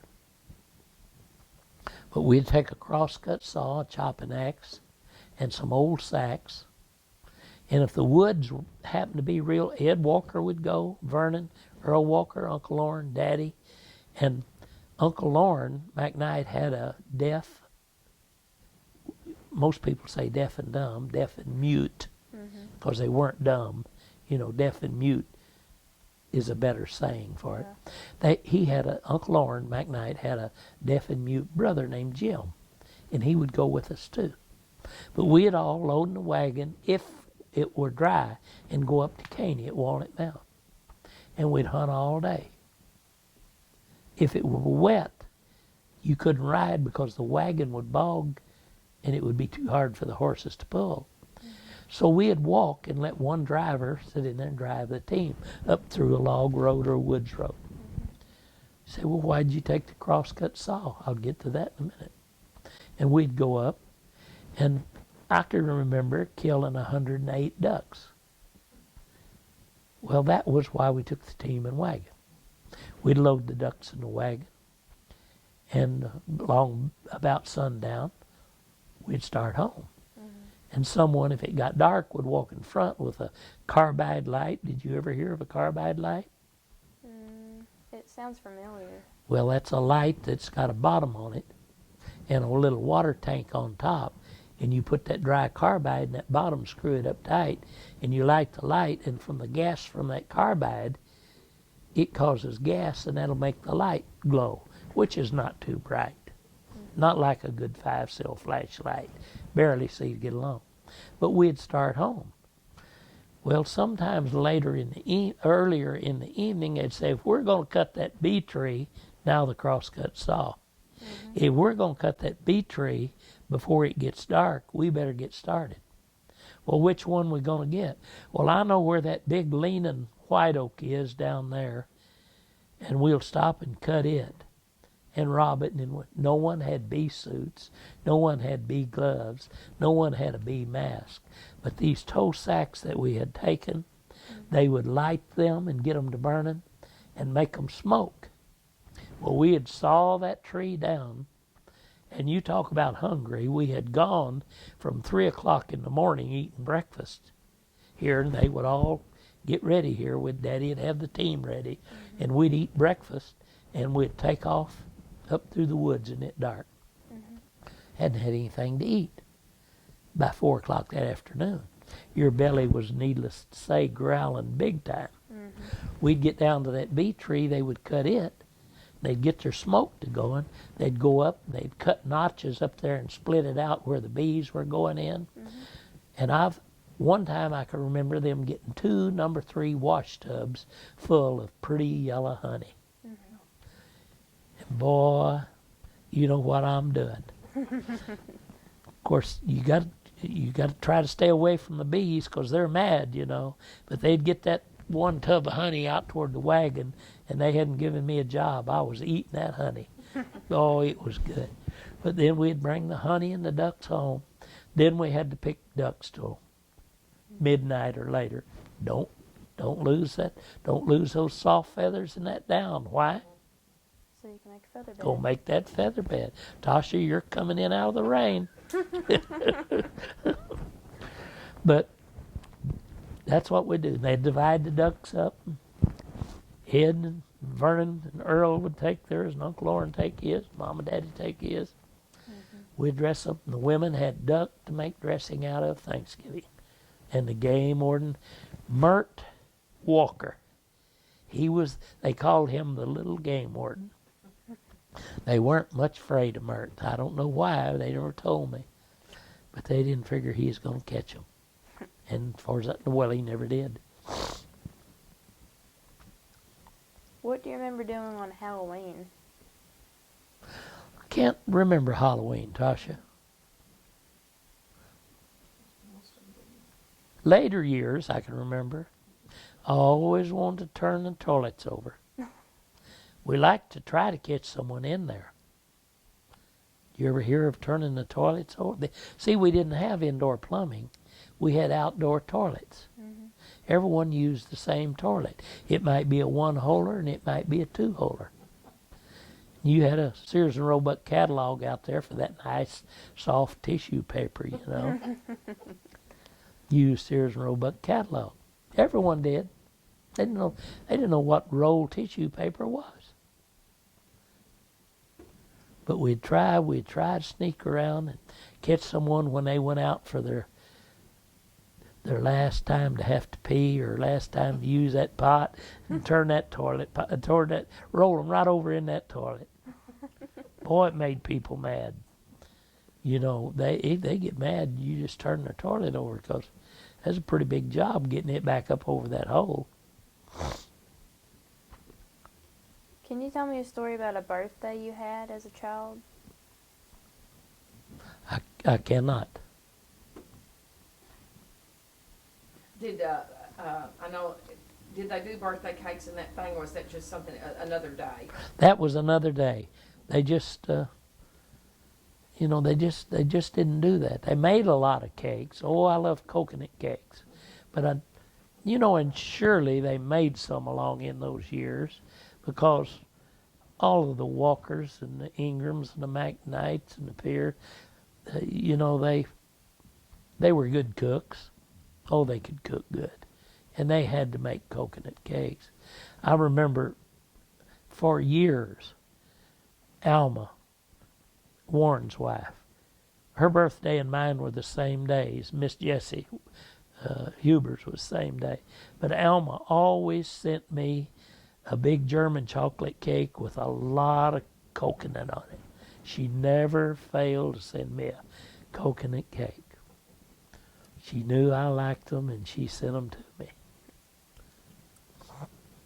Who was the first president you remember? I guess it would be Roosevelt, because I can remember Daddy and all of my uncles and all the men that all of them have gone on now. They said he brought us out of the Depression. Things are looking better. He was a good man. Mm-hmm. They called him Uncle Rosie.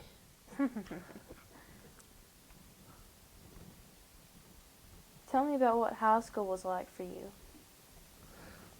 Well, I always wanted to play basketball, but living out here and riding Glenn Torson's truck, we could never stay for practice. We had a coach that loved to duck hunt by the name of Tanner. Mm-hmm. It's been a long time ago. Red-headed coach, sandy-headed coach, I'll say. And I'd take him duck hunting and think I was going to make enough points that I could play basketball.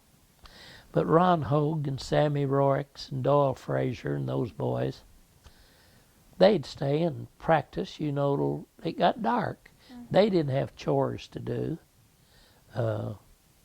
Corn to shuck and corn to shell and water to pump and heat and wood to get in, you know. They lived there in town. But I could always be a sub, but I could never, I wanted to be on the first string. Of course, I wasn't good enough. That's the first thing. And that's one thing that I always wanted to do was play basketball.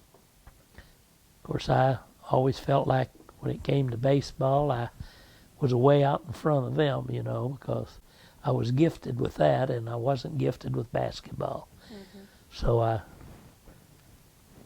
never got to play much basketball. Once in a while, if the team was way ahead, he'd let me go in. I guess it's like my buddy says up Jonesboro, Carpenter. He said he's about my age. He'll say, "Oh man, some's got it, some ain't." Tell me about a teacher that you really liked. You know, I liked Henry Wilson. What about him did you like?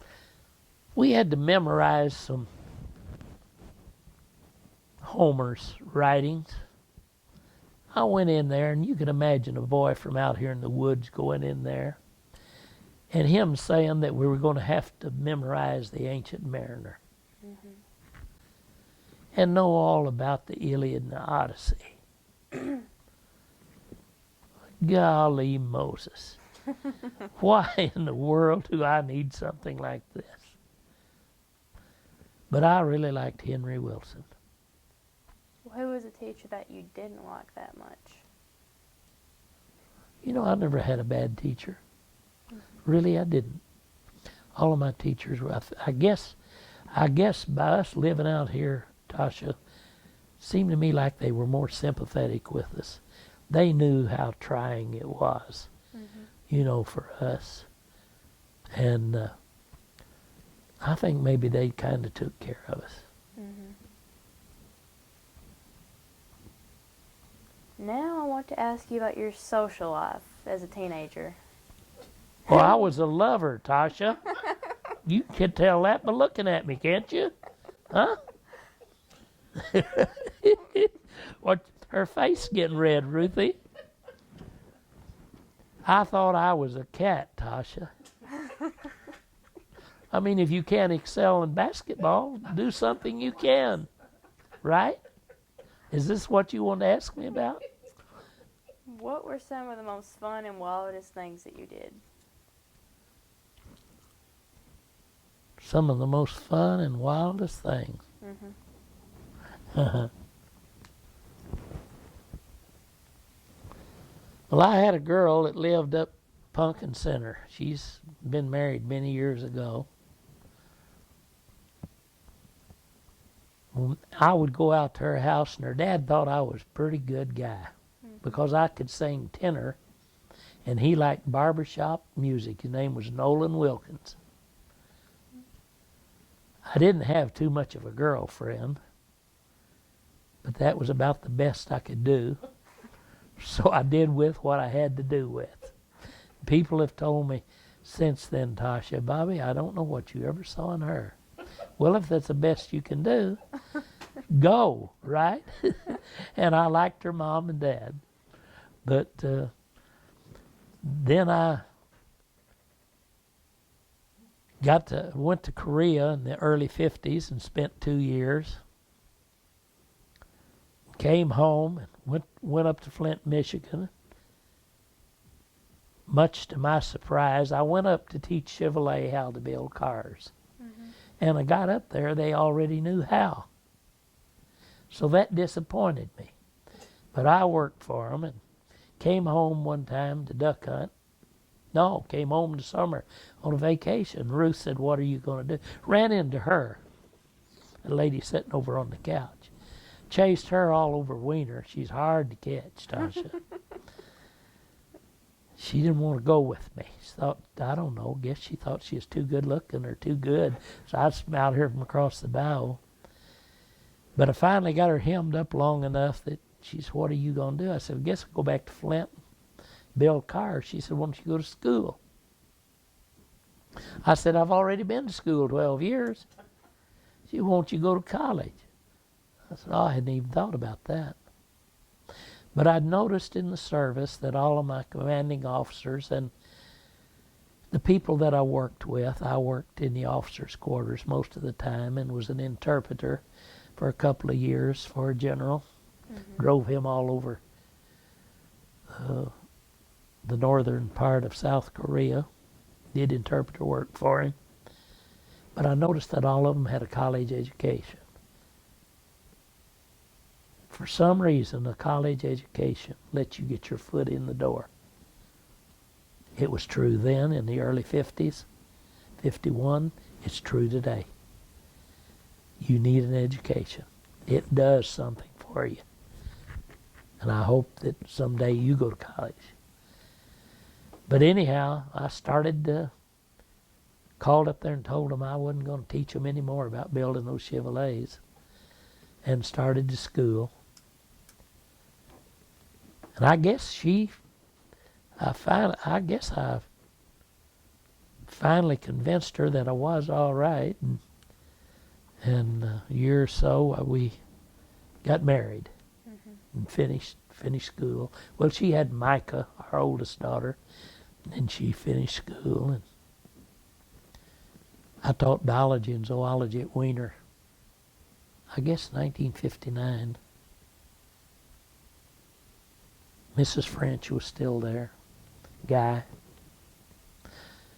Then I Mrs. French never cared for me. Well, and I never cared for Mrs. French. She couldn't understand why I would allow boys and girls that I'd grown up with to call me Bobby. It didn't matter if it was Sammy Walker or Billy Elliot or Johnny Dean. Everybody called me Bobby. Sybil Gunner or the Sanders girl. I can go on and on. Well, I grew up with these kids. Yes, I'd gone to college and got my degree, a double degree in biology and zoology. But I didn't see any need, and I had better discipline than anyone in school, and I think they're grown men and women now got families, and I think they would tell you now that they didn't, if we weren't playing, they didn't play around in the classroom. But still they call me Bobby. And Mrs. French did not like this. So she finally, in the last part of the year, told her husband, and I guess he was compelled to tell me, Bobby, you're going to have to start making these boys and girls call you Mr. Linn. I said, no, can't do that. So I had an offer over at Grubbs and got a $3,000 a year raise, and I thought I better take it as high school principal. But I had an enjoyable year there. It was good. And I suppose now as I look back, maybe Mrs. French, Lena was on the right track, you know. Maybe they should have been called. But there was no disrespect when they called me Bobby. It was just as official as if they called me Mr. Linn. But that's how I got the girl. 51 years plus, Tasha. I'm threatening to trade her off any day now. I tell her, I said, Mom, you'll never find another one like me. She says, oh, Lord, I hope not. When you were a teenager, did you have a curfew? No. No. I'd go right up through the woods here. There was a man and woman that lived up here by Ed and Vera Walker by the name of Cass and Jim Cooper. Jim was a good mandolin player. He had a boy named Jack. No, he didn't have the boy named Jack. Cassie had a boy out of wedlock named Jack. They're all gone now, so I can say that. He was a good guitarist. And Mom and Dad bought me a silver tone. Now that is a high-priced guitar. I think he gave about $3 for it. Didn't buy me a case. Remember, this is all woods. And it's a mile and a quarter to their house. Almost every night I'd stick a white flour sack over that you buy 100 pounds of flour in. I'd stick that flour sack over that and pull it down here by the neck and tie a string around it and just leave the keys sticking out because that's as long as the sack was. Put it over my shoulder and up through the woods I'd go. We'd play music till 11, 12 o'clock at night. And I'd light my car back light and I'd come back down through the woods. Mom and Dad'd be in bed. Reason I kept the flour sack over my guitar is hoping it wouldn't draw moisture because that changes the tune and you have to retune it. And I'd carry it in that flour sack to keep the moisture out of it. But I didn't have a curfew. Wasn't going to get in any trouble. There wasn't any place you could get in trouble. Tell me what you remember about Grundins. Well, I remember it was a fabulous place. The only place we could swim around here if there was water enough was in the Bower Flag Slough. We didn't have rice wells then with pools. Later years we could swim in a pool and a rice pool. It's a well. But Grundins had screened in swimming area. You get out of the mosquitoes. Had a jute box going, and those pretty girls were slipping around the floor, and we were standing out there looking, wishing we could, but probably didn't have the sense to get in there and just get with them. But we'd go up there and swim. We had a 29 Model A. We'd load in that Model A. Mom and Daddy'd take us to Grundins. We'd have a time up there. I believe it was 25 cents to get in. I believe that's right. May in later years have gotten higher, but that was a gathering place, not only for this part of the country, but for Jonesboro and all. Harrisburg, they all went to Grundins. 4th of July was a big time up there. What did you do on the 4th of July? Well, I answered that before. If we stayed at home, the community kind of got together and they just had a big potluck. But if we went up there, we took our dinner with us. And we all spread our individual dinners on a tablecloth on the ground and we ate dinner at Grundins. I can remember doing that. Didn't you ask me before about the 4th of July? No? Okay. I'm contradicting you then. See, I'm trying to do this interview for you, Tasha. You let me go long enough and I'll be doing it. You'll be answering the question. What was the movie theater like as a teenager for you? Oh, it was the berries. The colored people sat upstairs. The white people sat downstairs. And you remember this quarter a long time ago I told you Grandma got out of the stuffed glass? Mm-hmm. I could get in the movie, I could buy popcorn, and I could buy me a cold Coca-Cola, written right on the side of it, bottled, you know, Coca-Cola. Mm-hmm. Man, severed every bite of that popcorn and that Coca-Cola. That made the day. Mm-hmm. Do you remember the Majestic or the Victory Theater? Remember real well the Victory. Mm-hmm. Vaguely remember the Majestic. Just vaguely. Mm-hmm. I wish I knew when it was in full swing, Mm-hmm. but I don't. Do you remember anything about the Legion Hut? Oh yeah. What do you Yeah. remember about it? There were several different meetings held there. In fact, when AETN showed this rice growing area, Mm-hmm. that's where they showed it.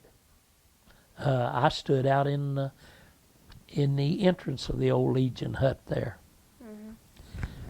Mm-hmm. Ruth's dad was very instrumental in that old Legion hut.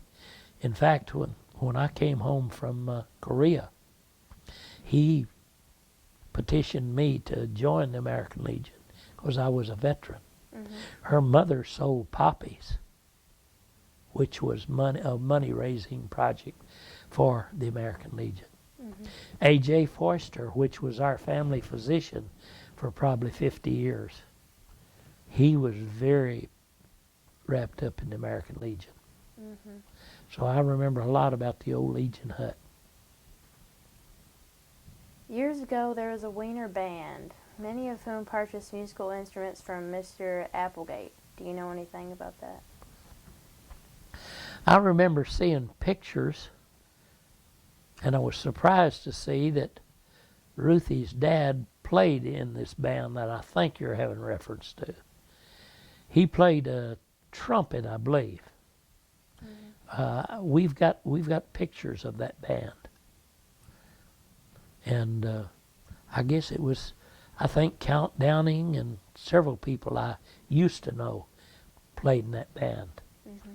Count was a good saxophonist. Owned the International place. His dad owned it originally. Mm-hmm. It was uptown there then. Kind of by the exercise place there, Mm-hmm. north of that. South of well, you don't remember the post office over there, do you? No. Oh, okay. Who taught you how to drive, and how did that go? Mama. We didn't have a car till Daddy went to the war. And Daddy sent money home. He was in the mountains in Italy, and he sent enough money home that Mama bought a 29 Model A. Mm-hmm. She said, "You're going to have to learn to drive." I said, "Good." So she taught me how to had straight shift, Mm-hmm. and she taught me how to drive that thing. And I really thought I was a cat sitting up in that Model A, 29 Model A, driving it.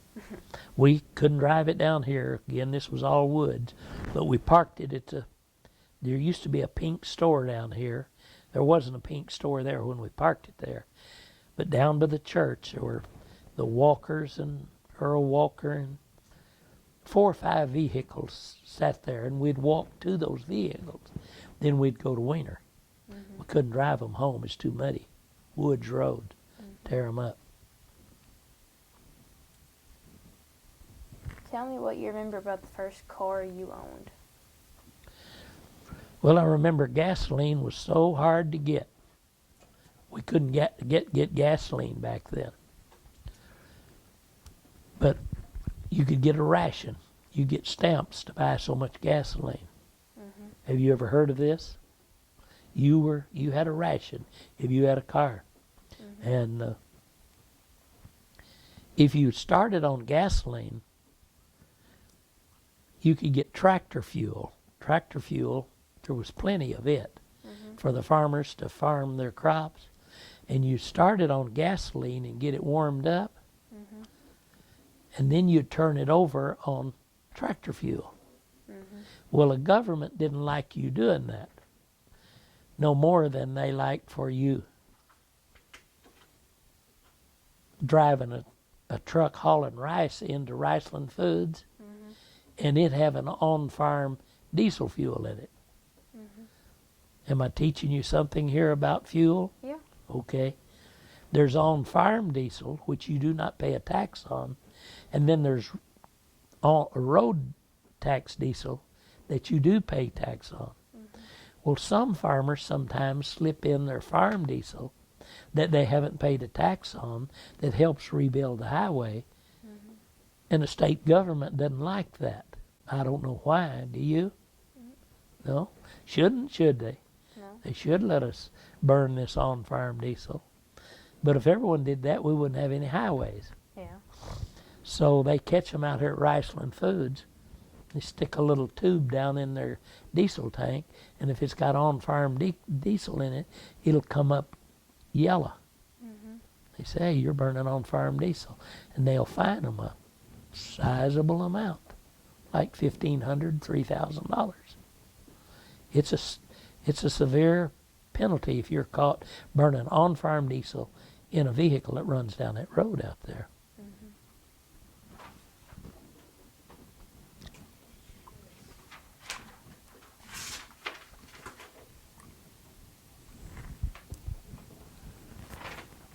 Tell me about the war experiences in Korea. Well, I landed in late 1950s at Incheon, Korea with MacArthur. Mm-hmm. And the tide at Incheon Bay is bad. It doesn't just exactly operate with the tide, with the moon. The moon, governs the tides in the ocean. Yeah. And the tide sometimes just doesn't operate like it should with the moon. Mm-hmm. Well, the commanders thought that they had it set up where the tide would be way up on the bank at Incheon. Mm-hmm. And we could go way in the troop ship and unload in the LSTs, which run farther up in shallow water.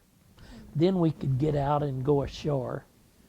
And our objective was to cut the peninsula in two of Korea, because the North Koreans had pushed our soldiers down to the south part of the peninsula, Mm-hmm. which is 300 miles away, and we're pushing them off, killing them, pushing them off in the ocean.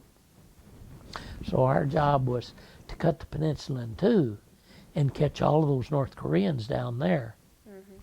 so they couldn't get back north. Yeah. So we landed and the tide wasn't in. It wasn't up on the bank. Mm-hmm. But we had already made our plans. So we had to go in the best we could. The ship couldn't get too far in. We loaded, climbed down the ropes and got in the LSTs. It went in till it started dragging bottom. And they had to let the front of it down so we could get off.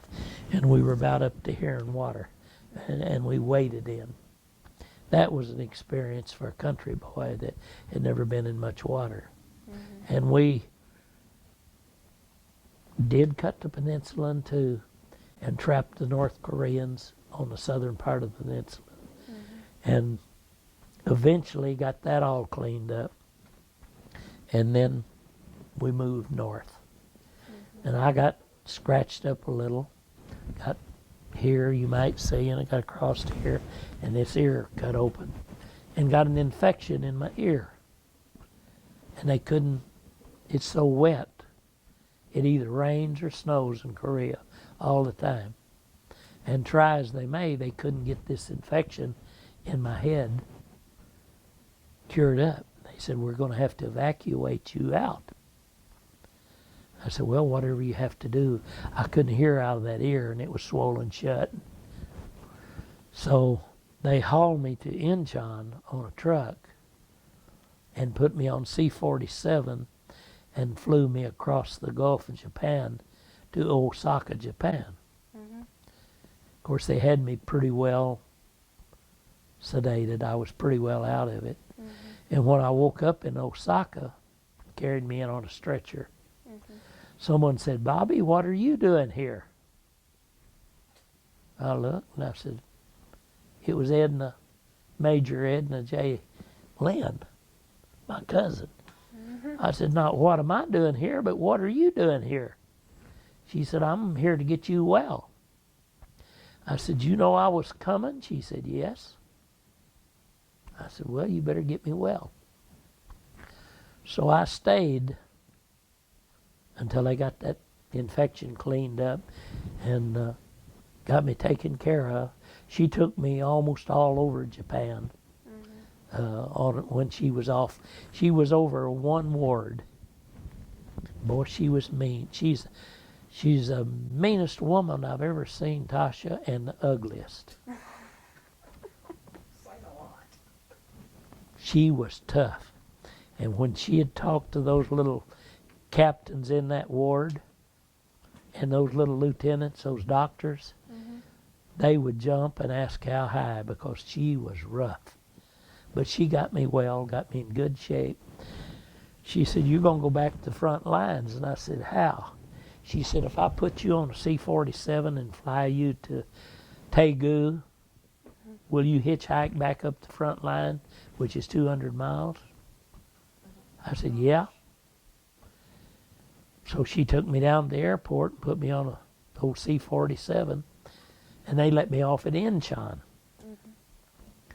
So I hitchhiked all the way back up to the 68th Anti-Aircraft Battalion, found my commander, and when I saw my buddies, they said, Linn, where have you been? I said, Osaka, Japan.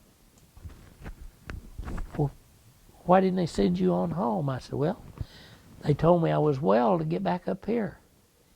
Well, how'd you come up here? I said, on a C-47. Well, who put it on it? I said, my cousin. Well, why didn't you go home? I said, well, it didn't even enter my mind. They told me to get back up here. The old man was needing me. That was a general. So I reported back to him. He said, well, they said, well, you're crazy. You should have gone to America instead of come back up here. But I went back and stayed 13 more months, the 8th Army headquarters, and finally got to come home. Haven't been back. I'd like to go back. They say I wouldn't know it now. Everything was flat when we went through. Seoul, Daegu, Incheon, all of them were flat. They said, big city now. I like to see it. But it was a valuable experience for a country boy. It was one of the better things that I've ever done. Because it's an education, it's a lesson.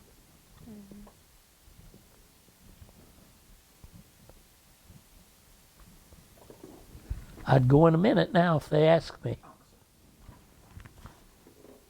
Tell about an officer you remember.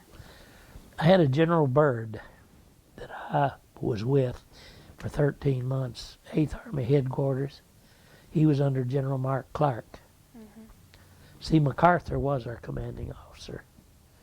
Truman saw fit to fire him because he didn't obey commands, and I wish Truman had never have done it.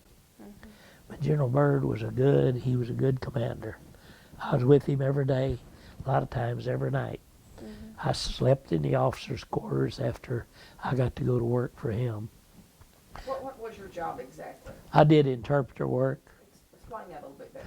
Well, when we'd capture some of the North Koreans, I had to ask them their name, rank, and serial number. That's all I had to do.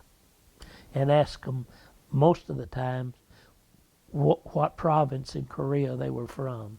They were trying to separate out the North and the North Koreans and the South Koreans, and that's what I had to do, before they sent them on back behind the lines, was to get their name, rank, serial number, and from whence they came.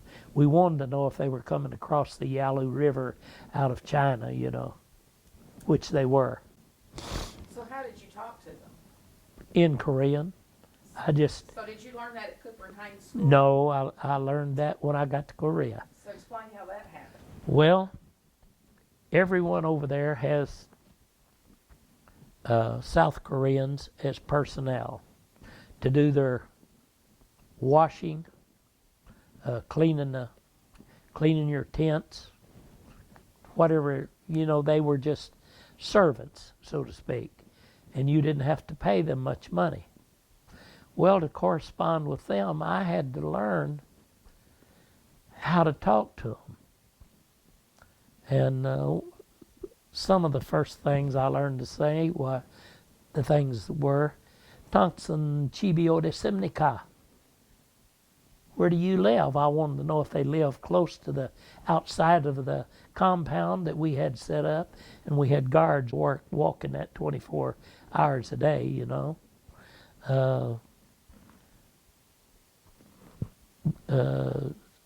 Tawa is Ayu Tawa, hot. It's hot, Ayu Tawa.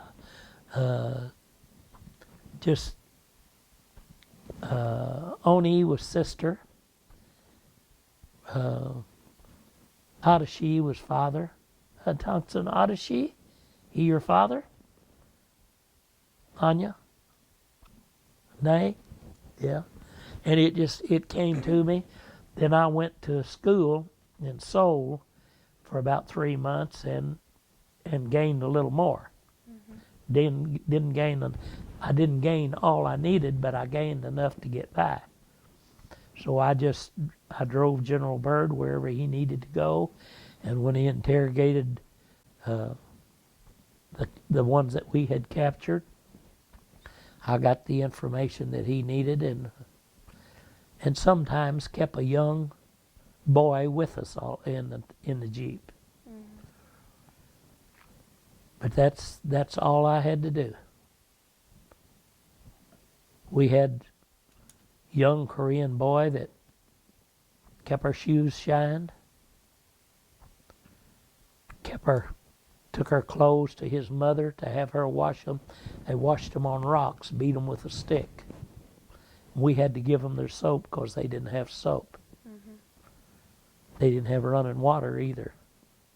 They dipped water out of sometimes stagnant pools, but you did the best you could do. They made their starch out of flour, but they kept our clothes as clean as could be kept. Mm-hmm. And they did a lot of menial work for the GIs there.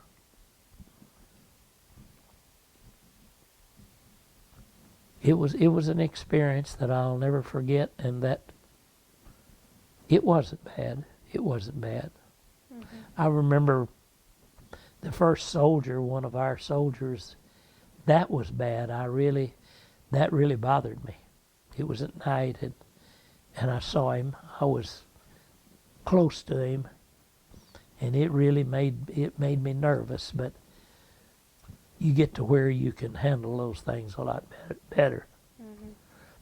I got a buddy that lives in Detroit, Michigan, named Hunter. He was with me, and he says he'll never forget it. Mm-hmm. And that's been 55 years ago. Tell about that. About this soldier? Mm-hmm. Well, we were following behind a tank and pulled up, and they said, "We got a man down there."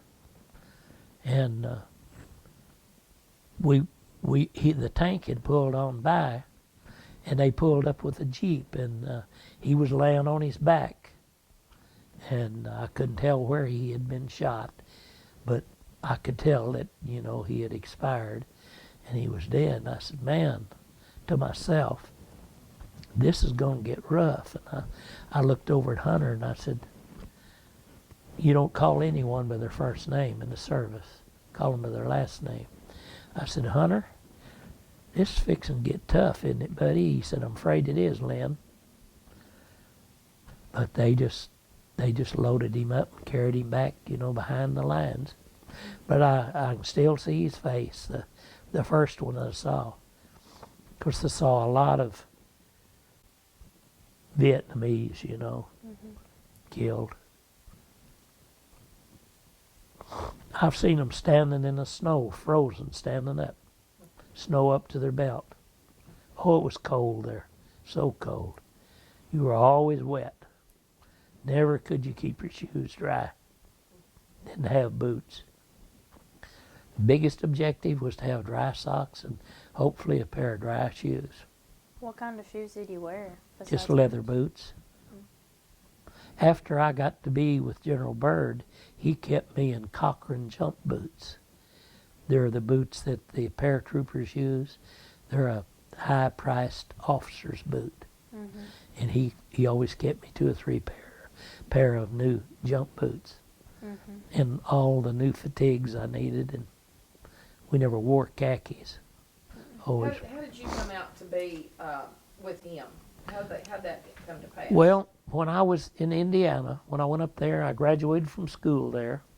I went to work over at Kingsbury Ordnance Plant, where Mama was working, making munitions for the government. It was a big ammunition plant. And I drove a staff car for the assistant executive over Kingsbury Ordnance Plant. In other words, I didn't do manual work. I drove a 49 Chevrolet 4-door staff car, they called them. Army drab. It was controlled by the Army, the munitions plant was. And I drove that staff car when I got out of college. High school, yes, high school. And I wasn't out of high school many months until I was, they were really needing service personnel in the Korean War, and they drafted me. And I went to Indianapolis and was passed, and they put us on C-47s and flew us to El Paso, Texas at Fort Bliss. I had 6 weeks, and that's all, of basic training. They put us on a plane and flew us to Seattle, Tacoma, Washington, and gave us our shots and loaded us up and put us on a ship and sent us to Japan, where we got our weapons, and then put us on another ship, and we tried to land at up in the Bay of Incheon. That's where we landed, and the tide wasn't in, it was out. It doesn't really work with the moon there. So we ended up wading in up under our arms, that shipload. Mm-hmm. But I drove a staff car for the assistant administrator of Kingsbury Ordnance Plant near LaPorte, Indiana. They were building all types of munitions from .50 caliber on up. So is that how you ended up with this general? It's like put you They said that was it. Okay. They said that was it. When you were in the Army, what did you do to entertain yourselves? We played mute. We didn't have much time. Didn't have any time in basic training. But when we'd get a break, I'd go over to the NCO club and we'd make music. Mm-hmm. How did you communicate with your family? By letter. You couldn't phone then. Just mail letters back Yeah. and forth? Uh-huh. Did they screen your letters? Yes. Yeah, they checked everything you said. You could see where it had been marked out. Her mama said it was. How did serving in the military change your life? Well, it was I would say it was the greatest turning point in my life that I've ever seen. It changed my whole perspective of life. It exposes you to what I was talking about a while ago, that you need an education to excel. Mm-hmm. See, when I was over here a high school principal at Grubbs, they came to me and said they would waiver my first lieutenant and second lieutenant rating. If I'd go back in, they would commission me as a captain. Mm-hmm. See, our daughter is a major now down at Biloxi in the Air Force, Melanie. But anyhow, I wanted to go back in, but I had my college education, see. Mm-hmm. And they were going to waiver the second lieutenant and first lieutenant and make me captain. And I had 2 years of service in combat. I asked Ruth, I said, Mom, what do you think we ought to do? She said, no, I don't want any of that. I don't want to be a serviceman's bride. Mm-hmm. And I guess it was the best thing. But I still like the service. Mm-hmm. Melanie is in the process of getting out of the Air Force, and I hate to see her get out. But I guess it would be better if she does. She's got 14 or 15 years in. She's up for lieutenant colonel, and that's a terrific retirement. Terrific retirement. But they were threatening to send she and 4 other surgical RNs, put them on recovery helicopters in Iraq. She said, Daddy, I don't need to be going in there and trying to get those boys off the ground back in that helicopter and get them out of that fire. And her husband is a physician, so he don't want her to go. Mm-hmm.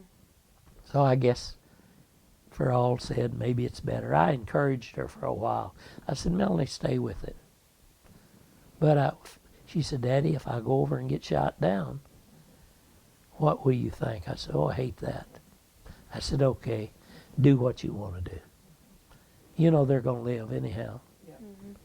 She's going to have a super retirement in what she does. And with John, well, they'll live. Mm-hmm. Other than World War II, tell me about. Other than Korea? Or, well, other than World War II or Korea. Yeah. Uh-huh. What has been the biggest world event in your lifetime? One like some. I believe it was when, in President Reagan's time, when they tore that wall down in between East and West Germany. Mm-hmm. I was glad to see that come down. Do you remember where you were at? And Here. Uh-huh. watch it on TV? Uh-huh. Mm-hmm. Yeah. Now I'd like to ask you about your farming. In your life, what is the greatest change in farming? Probably the greatest change is things that I've seen transpire since I quit farming. They have gone to no-till. Mm-hmm. And to me, that's not the way to do it, but it pays more than if you didn't do it. So I suppose it's the best way. Mm-hmm. I just always thought you needed to work the ground and level it. But farmers are eventually making a little more money than what I ever made. Mm-hmm. Tell me about the time AETN filmed rice farming in Weiner. My name is Tasha Drawer. I'm interviewing Bobby Linn at his home. Today's date is January 16th, 2008. This is the third CD? Fourth CD.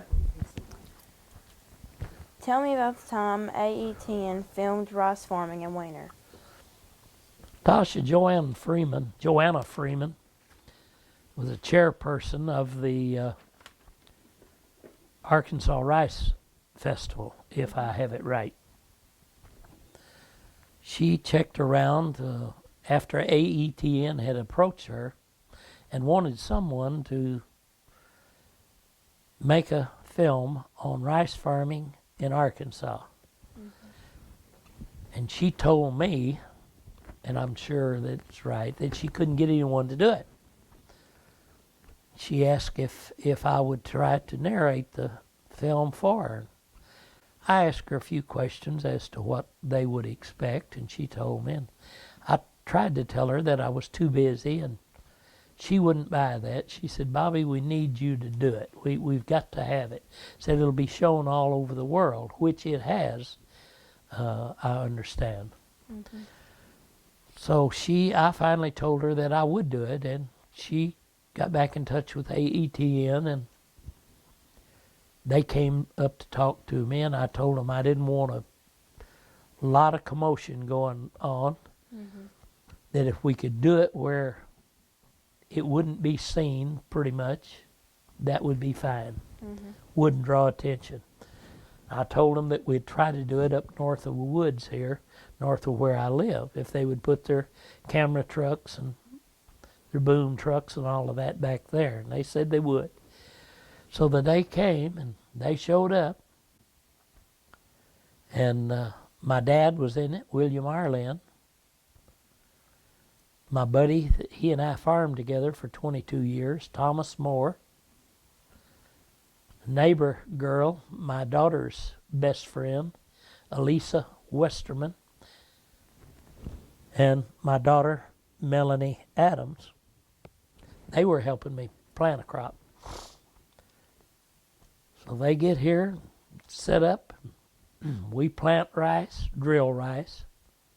We didn't broadcast it, we drilled it. The ground was prepared, worked and prepared, leveled with land levelers. We went through that stage. Then we went through the stage of having chemicals flown on, then fertilizer, then irrigating the field, how we put the spills in, let one water down from one dike to the other. Then we fertilized it again 2 more times while the water was on it with urea. Showed the airplanes working. Then it shows the rice reaching maturity. We take the water off the field so the ground can dry and firm up. And the rice will reach maturity, preferably around 16 to 17% moisture, so that the grain is still damp enough and not cracked, but yet dry enough not to be docked or penalized for too much moisture at Riceland Foods. Then we showed the combines, self-propelled combines, in the field cutting the rice. Showed the trucks that haul the rice into Riceland Foods being sampled, graded, dumped into the dumps, elevated up to the storage bins and dried. Then the process by which they take the aileron layer off the rice and polish it down to where when the woman uses it in the kitchen, it's normally white rice. We went through the full phase of rice farming. And that about concludes what we did with the AETN film. And it has been shown in a lot of states. I've had people tell me that they have been able to see the film, and that it's been shown, I believe, in 13 nations overseas. Did you get a copy of that Yes, film? yes. And we've made, Ruthie and I have made copies. Everyone is mesmerized by rice farming, seems. I don't know why they see so much in it. What was the price of farmland when you began farming? Let me back up one step. When my dad started farming here, you could buy all of this ground in this neighborhood that you wanted in the woods for $1.25 an acre. When Ruthie and I started farming in the early 60s,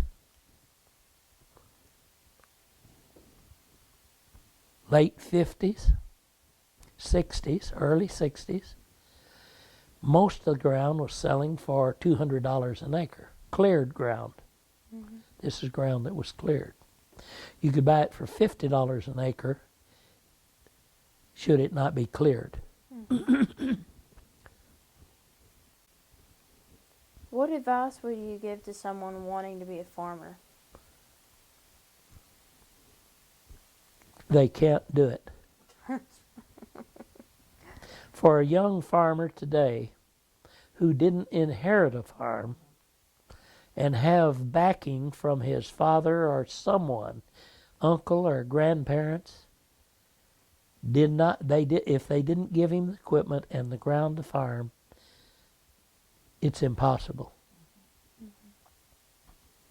Although most people don't like to pat themselves on the back, what is something you've done or accomplished in life that you are proud of?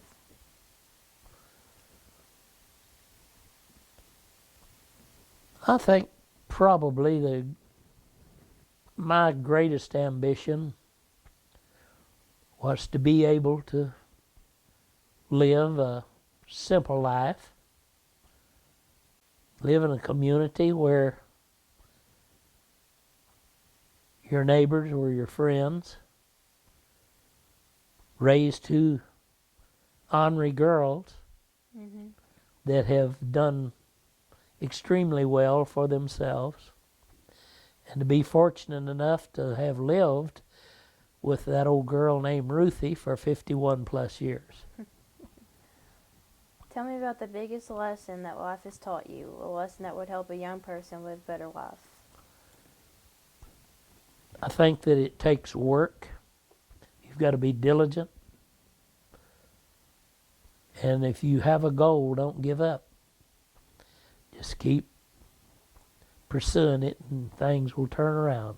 Mm-hmm.